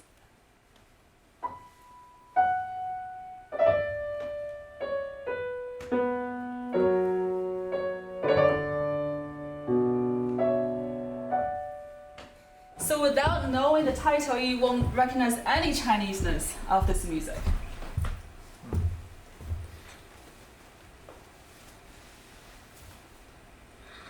Before Chinese musical elements appeared in the Western music world, Chinese poetry actually had an earlier entry to the musical world, serving as the text of many art songs. Although it's not a sonic integration, it is much more solid than an abstract idea. In 1867, a French young woman called Judith Gautier published a book of translated Chinese poems with help by her Chinese tutor. And this book, Livre de Jade, Book of Jade, is more of her own rendition than an accurate translation of the poems. But this book provided the primary access for the West to the Chinese literature. The book was then translated to many other foreign languages. The most noticeable was also mentioned in the previous presentation, Hans Bettiger's Die Chinesische Flöte, the Chinese flute, which inspired Mahler to compose his Das Lied von der Erde in 1909. Mahler chose 6 Chinese poems as the text for this orchestra song cycle. When we talk about the sound of Chinese music, we consider the scale collections, the texture, the instrumentation, and the Chinese language. These are all rooted in folk songs. The most famous Chinese folk song that created a cultural impact was 茉莉花, which was brought back to Europe by German scholar Johann Christian Hünter during the late 18th century. When I was doing this research, I promised my supervisor that if not all, 99% of Chinese people know about 茉莉花. So to prove that idea, if you know 茉莉花, please put your hands up. Yeah? So just for fun, can we say 茉莉花 together just a little bit? Yeah? Okay, so 1, 2. 好一朵美丽的茉莉花，好一朵美丽的茉莉花，芬芳美丽万枝桠，又香又白人人夸。Yes! So it sounds exactly like this. So this is, by the way, the chorus part in Act 3 of Puccini's Turandot.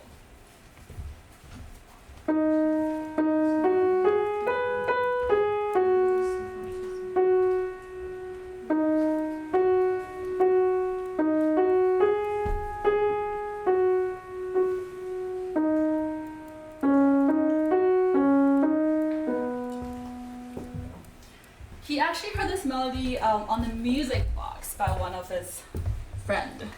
Such a coincidence. Turandot was written in 1924, and only a decade later, Alexander Tcherepnin made his first trip to China in 1934. He was the first major composer who experienced Chinese culture firsthand and incorporated many Chinese elements into his composition, as we learned today. As an avid traveler, Tcherepnin had lived in many countries. In his early years, he was in St. Petersburg and Republic of Georgia. I think I would like to mention his father, Nicholas Tcherepnin, who was a main figure in Petersburg of that time. Nikolai Tcherepnin was a student of Rimsky-Korsakov, and his own student included Prokofiev. Actually, Prokofiev visited their apartment a lot. Young Tcherepnin was there to listen to Prokofiev's new work when he was having lessons with his father. And Nikolai was also the conductor of the very famous Diaghilev's Ballet Russe, which was known for their groundbreaking work with avant-garde composers at the time, for example, Debussy, Stravinsky. So Alexander Tcherepnin had the privilege to listen to all this art movement, the sound, when he was young. And his parents' year is in 1920s, when he was in close relationship with Prokofiev, Stravinsky, Ravel, Martinu, those composers over there, and he got himself involved with the Paris School, which was a group of composers, foreign composers living in Paris at the time, but every one of them have their own compositional language. And I cannot state more important of his China sojourn, not only because of his own compositional department, but also his meeting with Ming, his influence with the young generation of composers of Chinese.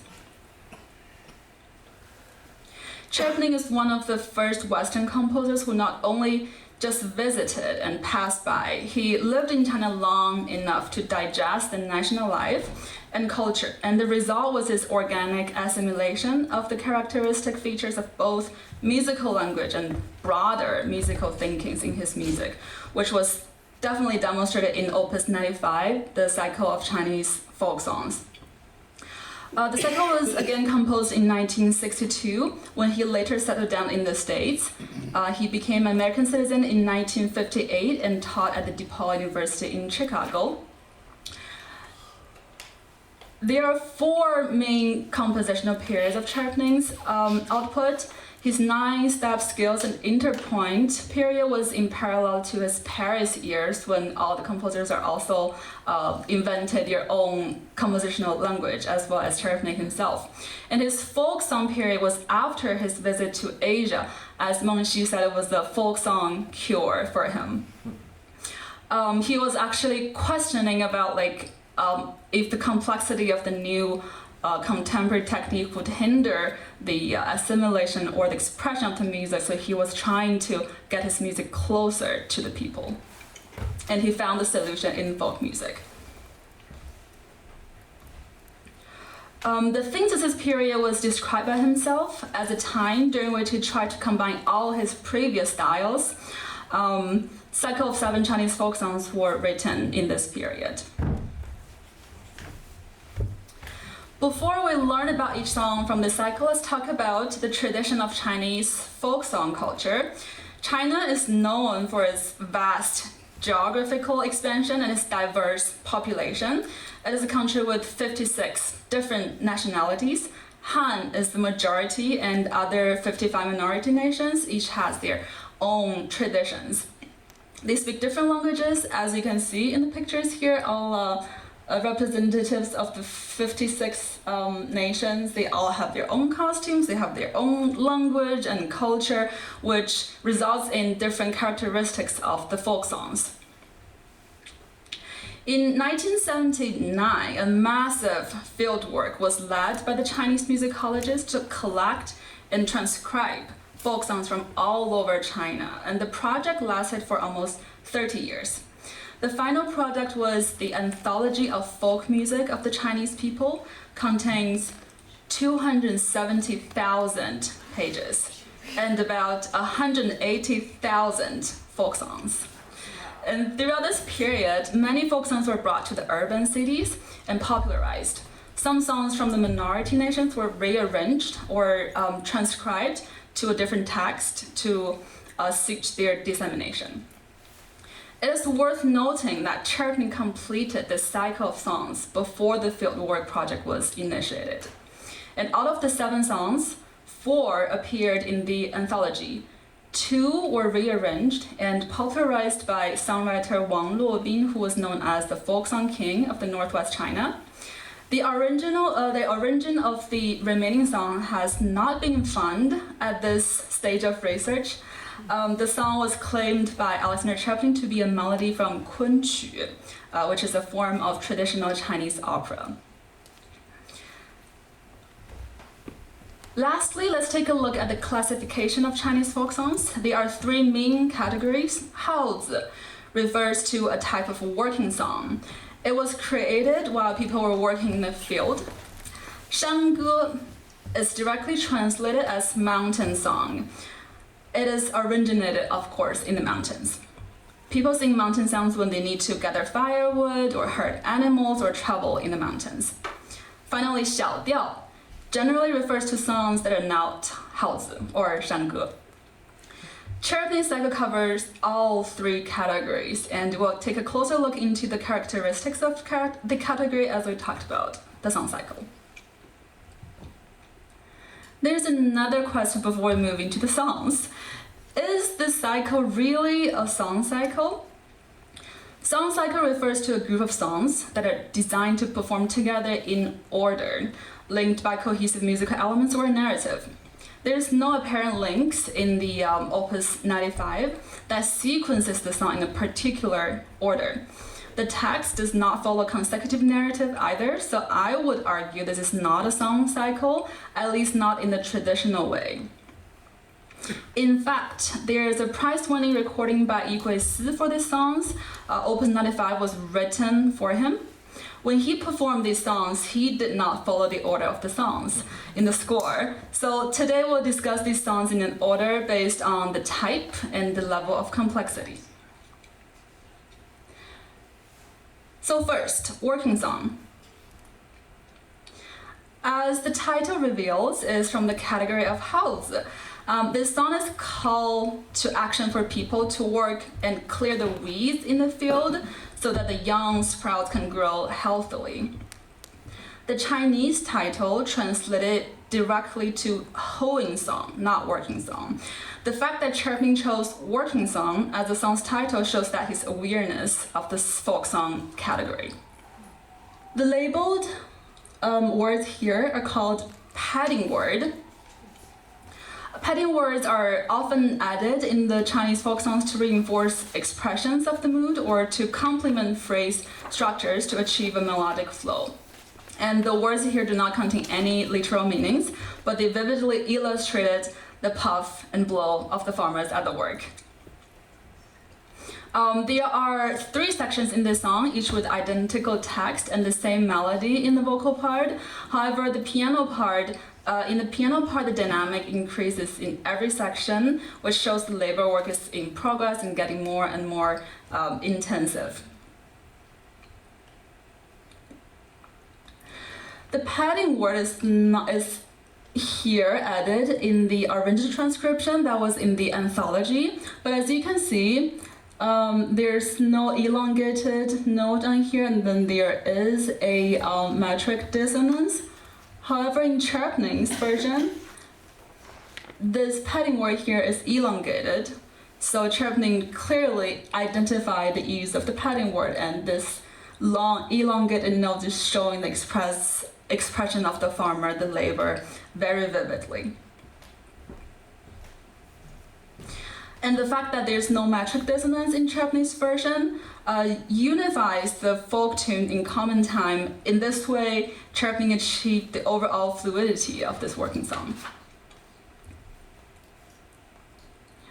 The piano part uses different rhythmic gesture to depict the action of the working farmers. Especially here in the 3rd section marked with fortissimo, the downbeat and offbeat chords are 5 octaves separated, and the physicality of the pianist playing these chords on the piano also illustrated the working effort. This is a recording that I did with my collaborative partner Wang who was also a student at Boston University, and his teacher's teacher was actually Yi Guisi, which this cycle was composed for. So let's have a listen.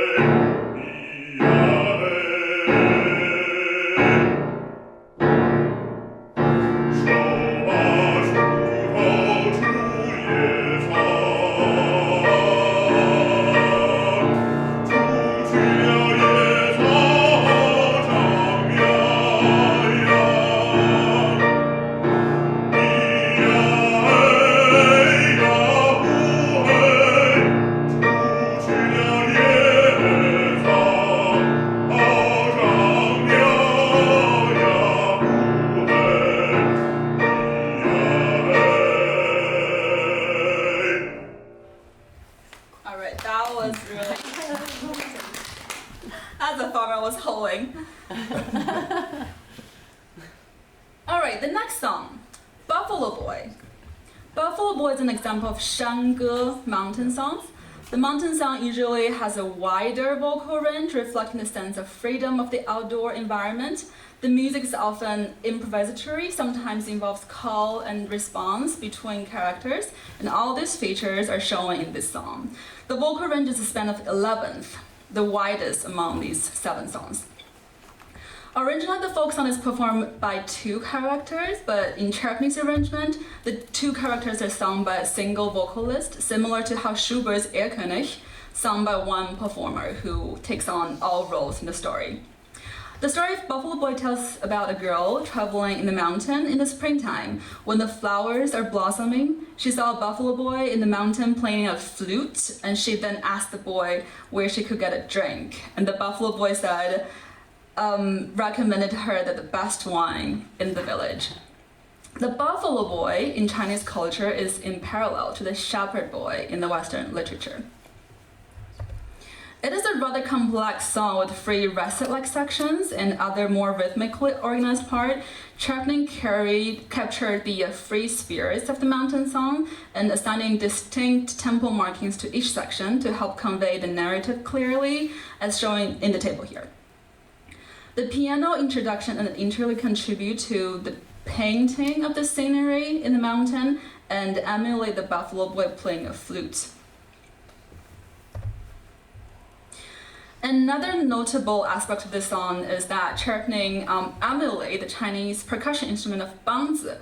Bangzi is played in pairs and it is made of bamboo. The sound is a sharp, clear, and clattering one in a fixed pitch. It is an instrument to accompany music in Hebei province where Buffalo Boy originated. It provides a rhythmic foundation and fillers. Such figures are shown in the excerpt here. The right hand plays the same interval rhythmically. The tune of Buffalo Boy not only exists as a folk song, also served as the opening scene of Hebei Bangzi, which is a traditional opera form known for its singing, dancing, stage acting, and storytelling. And the percussion instrument Bangzi maintaining the flow of the opera. And let's just watch this opera sing a little bit and pay attention to the sound of Bangzi, the clattering one. This is the girl traveling in the mountains.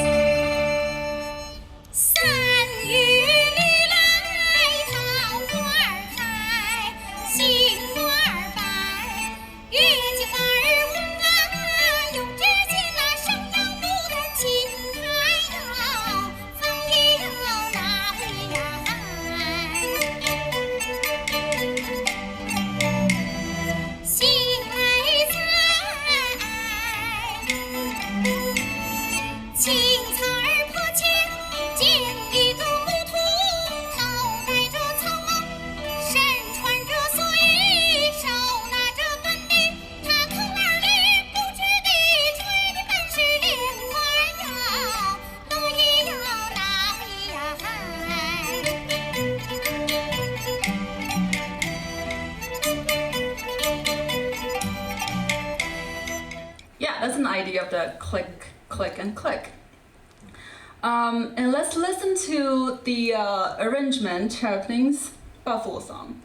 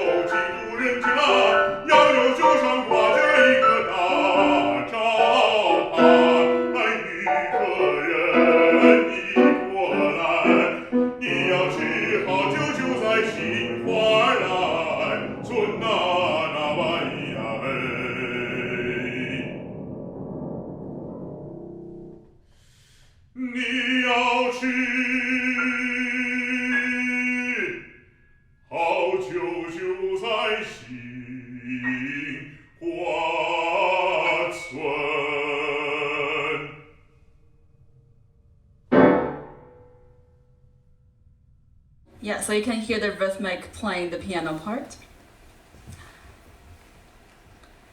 The next song we're learning about is called West River Moon, also features a Chinese percussion instrument called xiaoluo. It is a small bronze gong. A mallet is used to strike the instrument, which produces a sharp and resonant sound. Dramatically, xiaoluo is used to introduce scholar and literati characters onto the stage. West River Moon was claimed by Tcherepnin to be a melody from Kunqu, which is a form of traditional Chinese opera. It starts with a rhythmically driven piano introduction. It begins with a major second dies, preceded by another dies in the form of grace note, which resembles the sound of xiaoluo. And the strikes becomes faster and faster. The phrase then concludes with an accent cluster, the sound of which lingers, noted by the open tie. And also note the entire passage is marked by pedal marking and is clearly the xiaoluo sound because it's very resonating.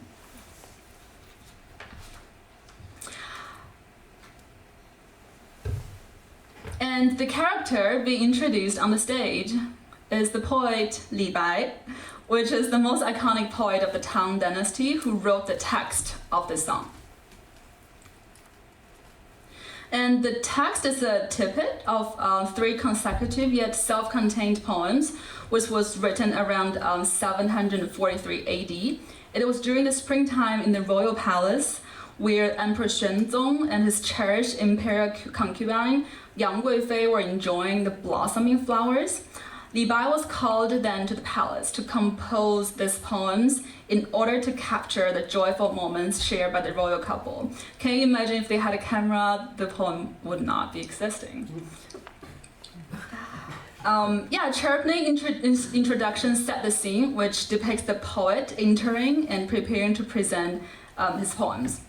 Although the origin of this song is not yet found, but the most closely aligned narrative is from Kunqu, the Palace of Eternal Life, which revolves around the romance of the Emperor Xuanzong and Yang Guifei. And let's listen to the sound of xiaoluo, introducing a similar literati character in this opera, so we have a clear concept of what Tcherepnin might have in his mind.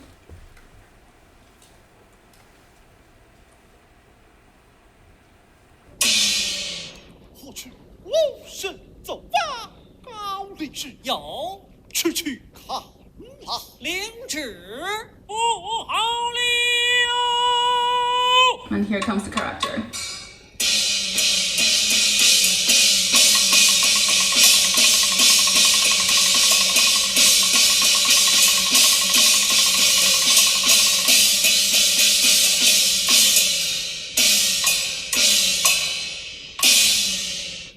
And then there's a clear stop right there.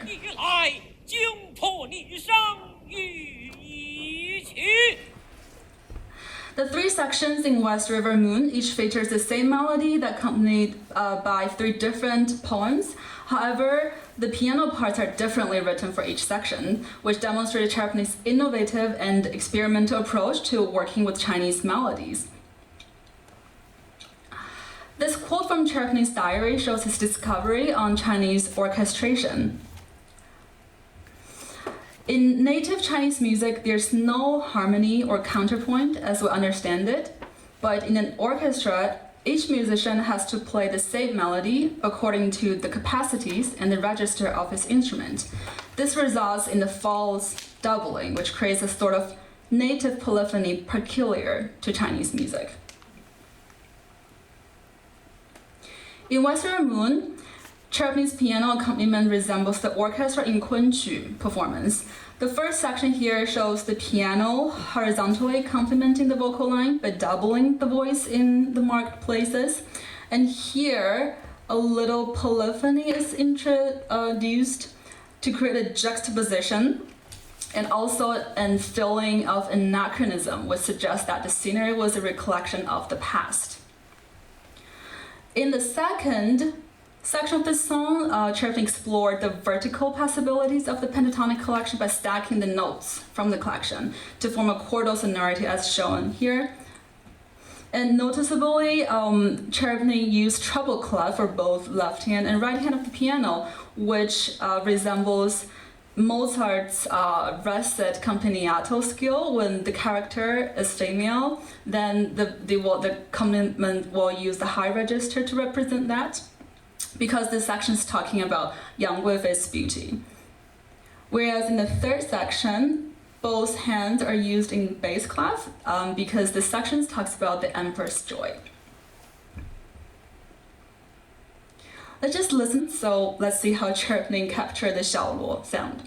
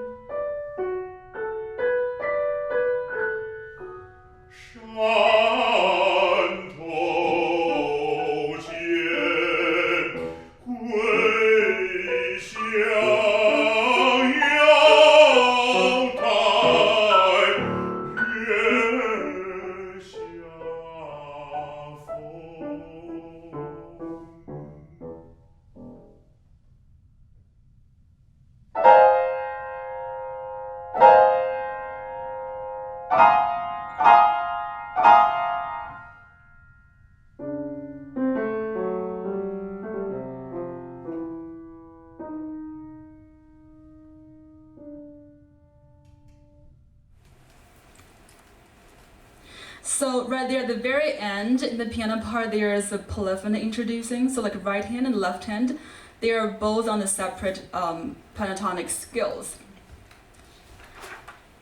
Cherepnin's technique, including doubling, polypentatonic sonority, and polyphonic writing, are also presented in other 4 songs of the cycle.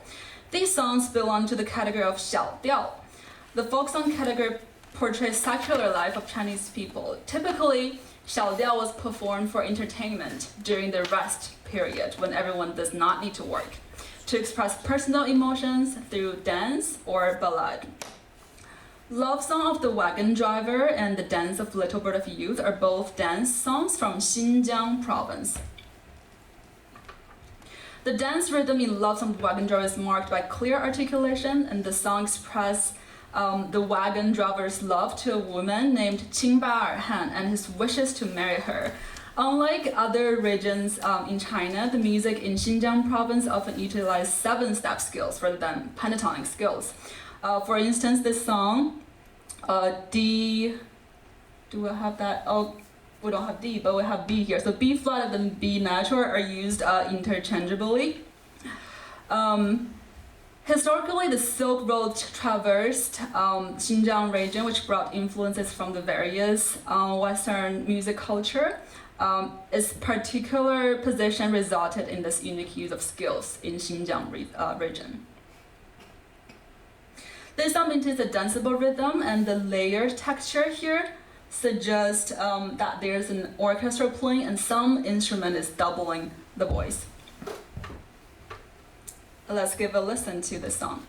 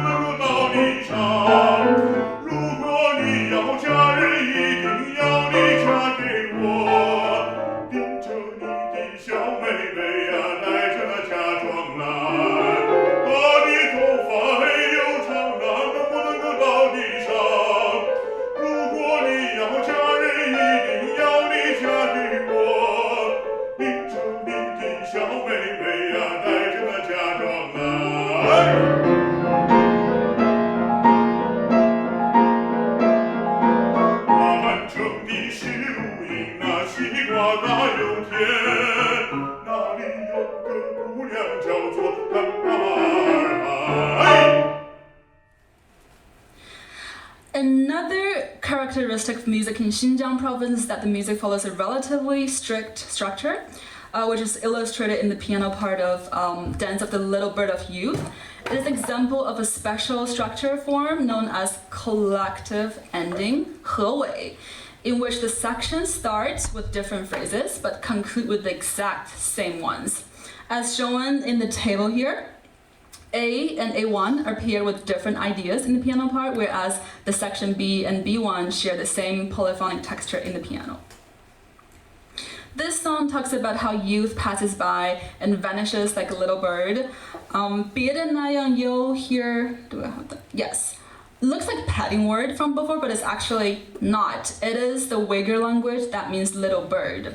The transcriber Wang decided to maintain the original Uyghur language here to better fit the musical flow. So let's talk a little bit about music here. X in the piano part represents a single melody that mimics the little bird flying up and down. Y is composed in a polyphonic style. The three lines, including the voice and both hands of the piano, are independent voices. And Tcherepnin's choice of polyphonic writing is very effective, as the text reiterates the message that youth passes by like a little bird and never returns. And the theme of youth vanishing applies to different individuals as a common motive of humanity. This idea is further reinforced in here. All three voices move in the same rhythm, yet every melody is constructed on different skills. The polyphonic here illustrates different people who are united by the transient nature of their youth. And this is a song that's also known, I think, by 99% of the Chinese people, if not 100%.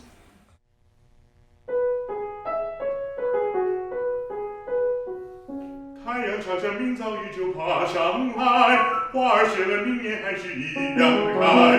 美丽小鸟一去无影踪，我的青春小鸟一去不回来，我的青春小鸟一去不回来。别的那样哟，别的那样哟，我的青春小鸟一去不回来。别的那样哟，别的那样哟，我的青春小鸟一去不回来。 太阳插上明早依旧爬上来，花儿谢了明年还是一样的开。美丽小鸟一去无影踪，我的青春小鸟一去不回来，我的青春小鸟一去不回来。别人那呀哟，别人那呀哟，我的青春小鸟一去不回来。别人那呀哟，别人那呀哟，我的青春小鸟一去不回来。Yeah. Quick question. Yes. So the Uyghur words you're talking about, what do those mean? Biranayo means little bird. Oh, that's little bird. Yeah. All right. So another example that showcases Tcherepnin's technique of layering different skills to enhance the expressive meaning of the text is found in Far, Far Away. This song talks about the story of a city man who falls in love with a shepherdess in the distant Qinghai province. In the beginning of the song, Tcherepnin uses C minor pentatonic scale in the piano on the right hand and B minor pentatonic scale in the left hand to represent the man and the shepherdess respectively. And here, both lines are played in the same rhythmic motion, metaphorically depicting the meeting of the two characters from different backgrounds. These two pentatonic scales are only a semitone away, if you can see later in the video. It's playing very closely together, so the closeness is also demonstrated in the piano with the two hands playing together, the closeness of the two characters. While the text leaves the story open-ended, whether they get together or not, the piano postlude suggests the character's separation. And a moment in the penultimate bar here, both left hand and right hand are playing the same interval, but then they are separated here. In the beginning, the minor second was here inverted to an augmented octave, and in set theory, augmented octave is actually the same interval as the minor second, but the interval itself is wider, so that just separates the character. And also, there's a tritone here indicating the tragic ending.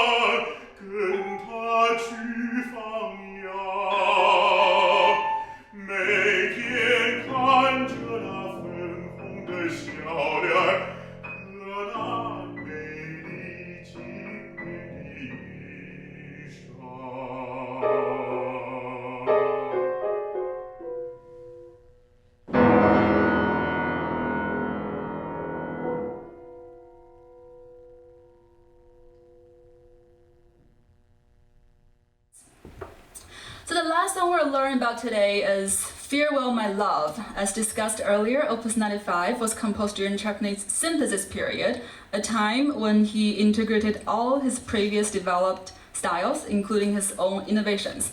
A notable technique he used here was also mentioned by Dr. Mengxi. It's called interpoint. Differently from traditional counterpoint that often emphasizes the interconnection of voices, interpoint underscores the independence of each voice by avoiding simultaneous entry or attacking points among the voices. As example shows here, the piano introduction, left hand and right hand, they enter at a cross rhythm, they enter at different points to highlight the clarity and independence of the voices. This song conveys the solitude and sorrow of parted lovers and expresses the pure emotion. It is the only song in Opus 95 that is based on a single scale, which is E-flat major pentatonic. The song is structured as a three-part invention, which reflects the sincere emotions shared between the lovers. And I would like to show you guys the interpoint in the piano introduction.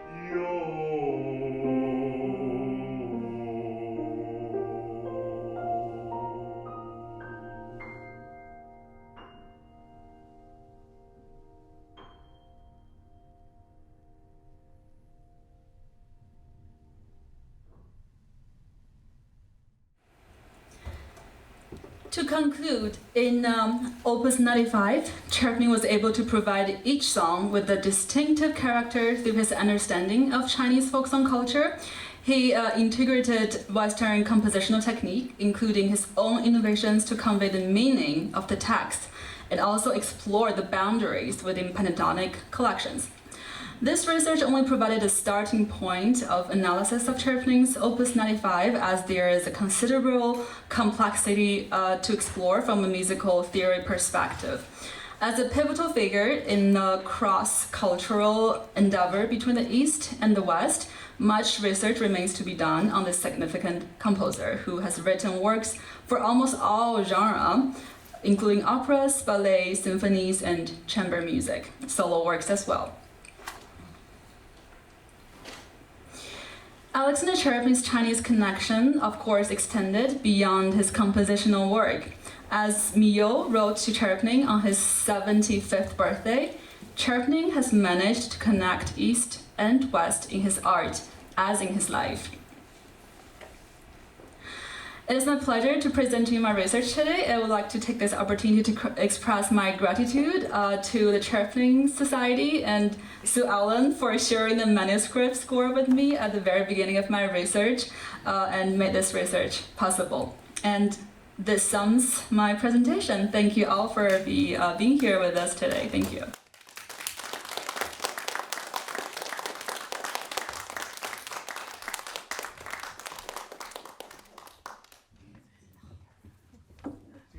Thank you again for this fascinating really analysis. Mostly in the afternoon, focus on music by Tcherepnin, right? And also, as we noticed, all the three presentations talking about works dealing with human voices or singing. Yeah, so Chen's one actually is narration, right? And both 71, 95, the works are set on Chinese songs. And so my question, before I give this to you guys, is how you talk a lot about how he set up the music, and that including using different temper for percussion instrument or for whatever the work song. How did he dealing with the language in this works? Right, for example, even for Chen's, like I did his farmers and the other piece, it's just like a lost flute, and their narration. And narration, I feel, it's his narration mostly is between pieces, and narrate the music, right? This is one character I feel, and then And then I was thinking maybe, I don't know if the work I ever done in narrating in Chinese, right? And even translate or not, right? For you it's basically the language, how they, first of all, the background. And for example, the background back then, and the sound written for specific singer, which means they sing in Mandarin Chinese, and even for the Xinjiang song, they're not really singing anything local language. And so how do he dealing with the language? Have you would you give some comments? In my research, it's about Opus 71. It's all about 5 poems and 2 folk songs. I think Ming helped him a lot. Yeah, it's because he stayed in China just for 3 years. I know he is very interested in everything about China, and for the folk song, I think just my guess. During the research, I guess the very famous composer Wang in China. I think he may introduce some folk songs. To Tcherepnin. Yeah, I think it's a lot of information from Wang I think about the folk music. In my 7 songs, I said he translated to English and Russian by himself.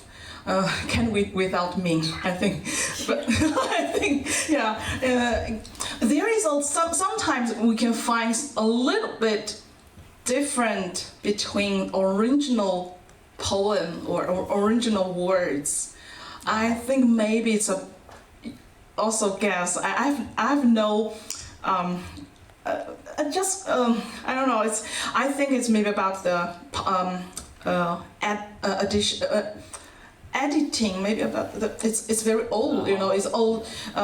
Some character looks very similar. He may because in my score I found some parts.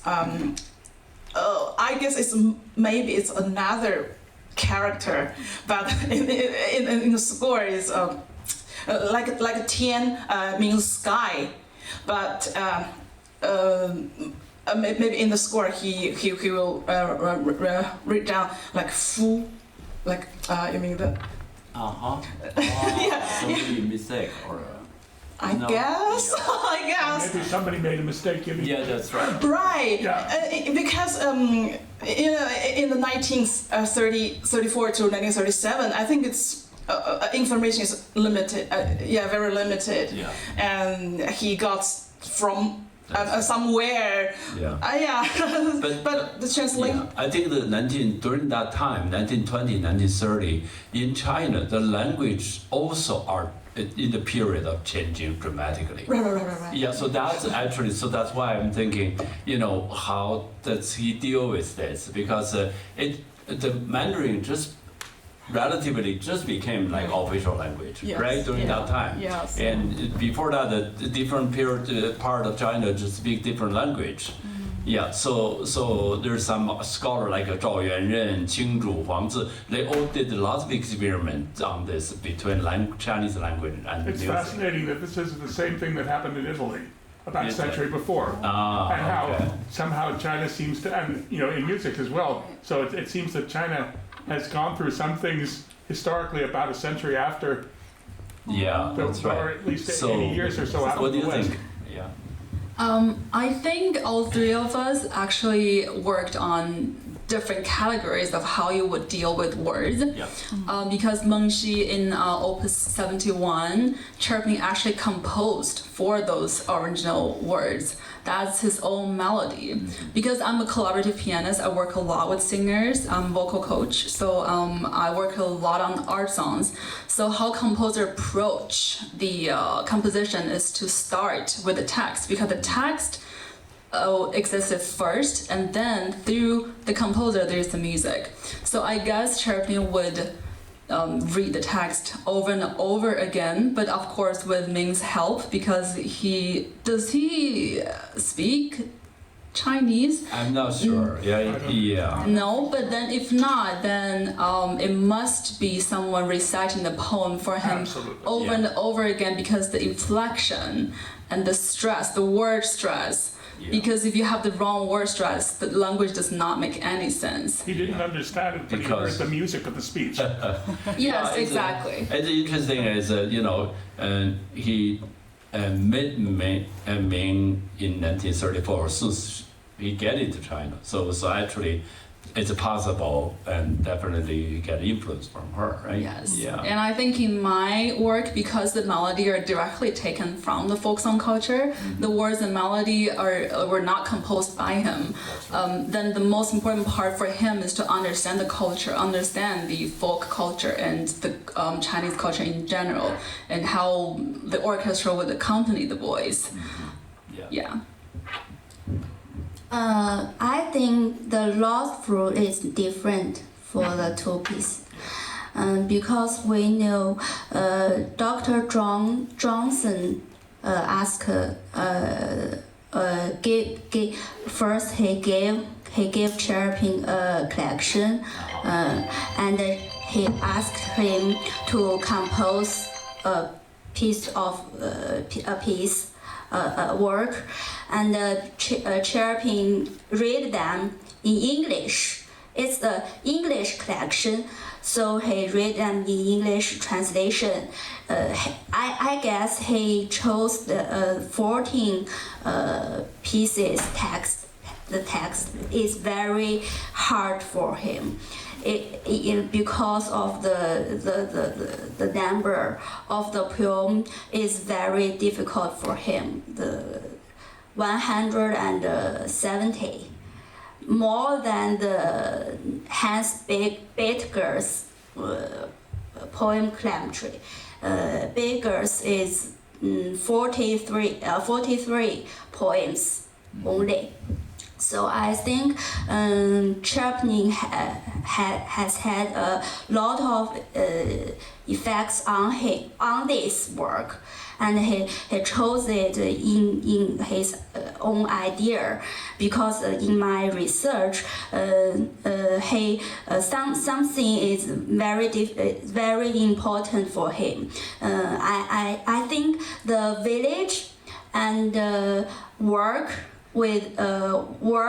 and drink tea, or good healthy, and songs, and war and love. Yes, love, death, and war is very important for him. So he arranged the text in 8 sections, and it's very interesting. It's very interesting for us to guess his thinking. I think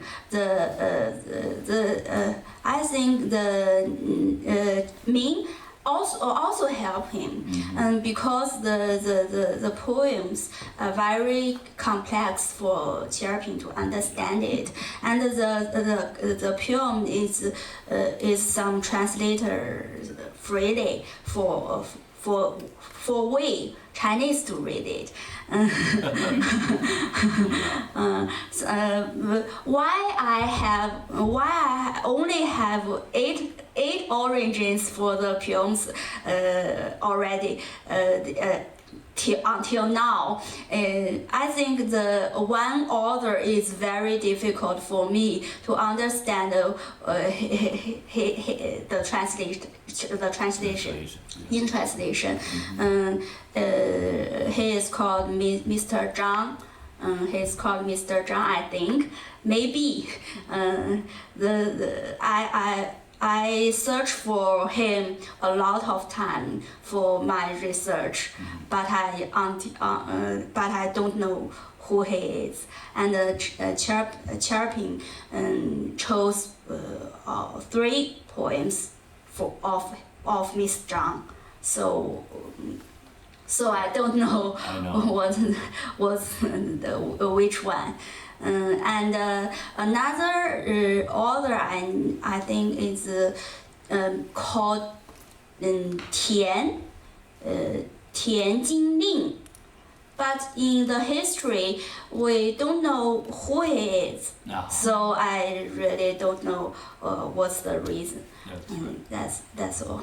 Yeah, definitely. He has a lot of help. You know, he read for Si Yugui, and then he probably asked Si Yugui, or he read for Zhou Xiaoyan. Maybe he asked Zhou Xiaoyan, right? Yeah, all those that can help him. But like I said in the beginning, I wish this narrated pieces one day can translate to Chinese, so we perform for China, for Chinese people, and put a love of those words also in the right place, and then that will be fascinating. But on the other hand, I don't know if the 7195 has ever sung in non-Chinese. Of course, what's interesting is it's written though right at the beginning, at the worst part of the Cold War, where the idea of Tcherepnin writing, the West and the East, it was cut off from China. Yeah. So in other words, the idea of performing it in China wasn't in the cards at that time at all, or in Chinese.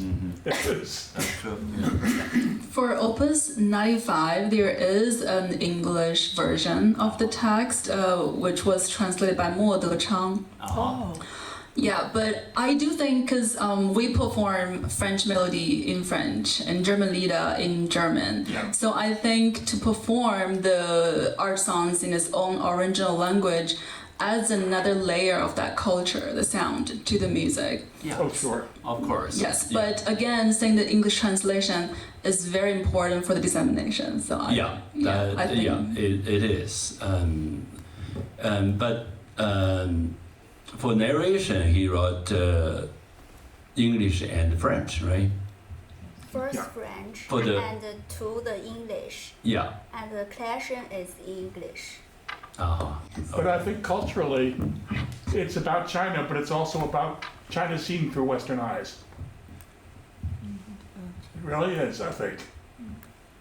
I mean, the art form itself is Yeah, West. the piece, Yeah, yeah. the art form itself is Western. Actually, I found in about my Opus 71, I think English is singable. It's in the, It's yeah. it's some of the piece. Actually, it's better than perform with Chinese Mandarin. Yeah, yeah. Actually, in my recital, I was planning to sing some English version for some pieces, but finally I just did it with Mandarin. But it's singable. It's even better than Mandarin. Yeah, because 71 is dealing with poetry. I think that may be different than the folk song, right? Folk song, he basically adapted the folk song from the original and put music on it. Hi, I have a question for Kim. You mentioned that Sue Ellen sent you the manuscript. Haven't the Opus 95 been published? It has been published. I think it's out of copy, and I think difficult to find it. What? Very difficult to buy it. Yeah. because I was trying to look for the score anywhere, and a Chinese baritone Shen Yang, he did a recital in Europe, and he so one of the Opus 95 songs was on his program. So I was trying to reach out to him and see like where he got the score, and I was guessing that might be a printed score, but I didn't get it from there. So I think it should be printed, but just there's nowhere to find. I was going to ask about, there was talk of filler words, but is there also in Chinese, the sort of the tradition of scat, or the tradition of, you know, where the voices are actually imitating instruments, you know, like jazz scat, where Improvise. where she improvises, you know, Ella Fitzgerald, you know, in other words, as an instrument accompanying herself, or, you know, Derry Derry Down in old English songs, or, you know, bum bum bum diddy diddy dum bum. Yes, definitely. But yeah. is there also that that tradition in Chinese song? There is definitely is mimicking sound. I don't think we find them in. I think in every country there's something like that. Yeah, there must be. Yeah, like especially imitating like an instrument, right? A Peking opera, but it doesn't, and percussion. But it doesn't seem that in Tcherepnin's songs that he's interested in that at all. Actually, I haven't played the so the West River Moon. In the first section, there is an interlude that was played by the orchestrated instrument, which was presented by the piano first, but then in later sections, the voice hums it. The voice was mimicking the like that melody. Yeah, and also I think the same question you mentioned, I feel also, although in his orchestra pieces, he adopted many this Chinese percussion or instrument sound, but he never used Chinese instrument. Yeah, like especially the farmer and the nymph and the farmer. And use I can hear it's a Chinese percussion instrument. He didn't use it, and so in my performance actually I try to adopt at least a couple of the instrument into Chinese gong, and to make it that kind of a difference. Yeah. Yes. The last fruit is not the 笛子. He not use 笛子. Yeah. Then, but he used the sound of 笛子. I don't know, when Sue Ellen play flute, you think about it. It's 笛子. In Chinese instrument. Yes. I think go back to the question to Professor Chai. I think he asked the first question is the language is very it's a problem to Chinese people to new Tcherepnin's sound work. In Chinese academia, we knew 50 works about, we called it Chinese grammar for composer of Tcherepnin's work. I think some of the works is very popular in China, like Opus 51, 52, and the 71 and the 89. And I can't listen to the Lost Fruit ending, not yet, until last night. So it is very, it is a little pity, I think. Another piece is not listen in China for Chinese people to research it. Not only the difficult is the scores we can't buy it, and the text is for us to perform. So I think I don't think the language will change to Chinese is better, but I think it is a chance to promote the other works to Chinese people, because Shanghai Conservatory of Music, the students innate very eager to research it. Like me. So it's a suggestion to Tcherepnin Society. I think we should take the task. Right? Yeah. That's great. I have one quick question before we wrap up, and I hope it's not an embarrassing one, but I've always wondered why the Chinese pronunciation of his name is Tcherepnin instead of Tcherepnin. Why that gets lost in the Chinese pronunciation of the name Tcherepnin? Actually, there's another name, Tcherepnin. Tcherepnin, or Yeah, there's two translations, but what I read, I don't know where the origin story came from, is that he preferred Tcherepnin. I asked Cao An. Yeah, and because Qi is a family name. And Qi, actually, there's a Chinese family name, had that word. So you gave me the two that are in my little essay about.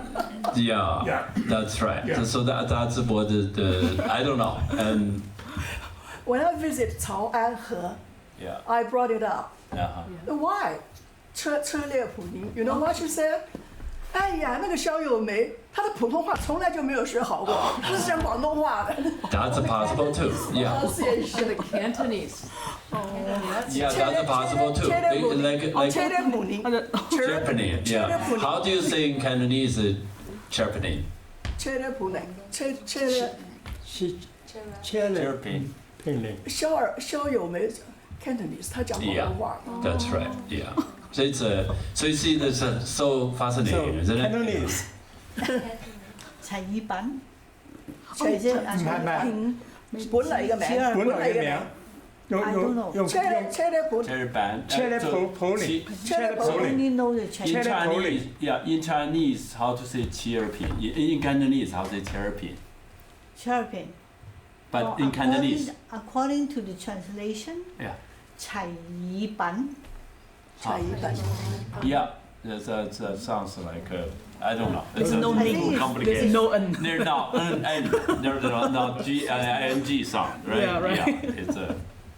Okay. Yeah. Thank you, Jindong, for helping to moderate the conversations with our wonderful presenters all day today, afternoon. So.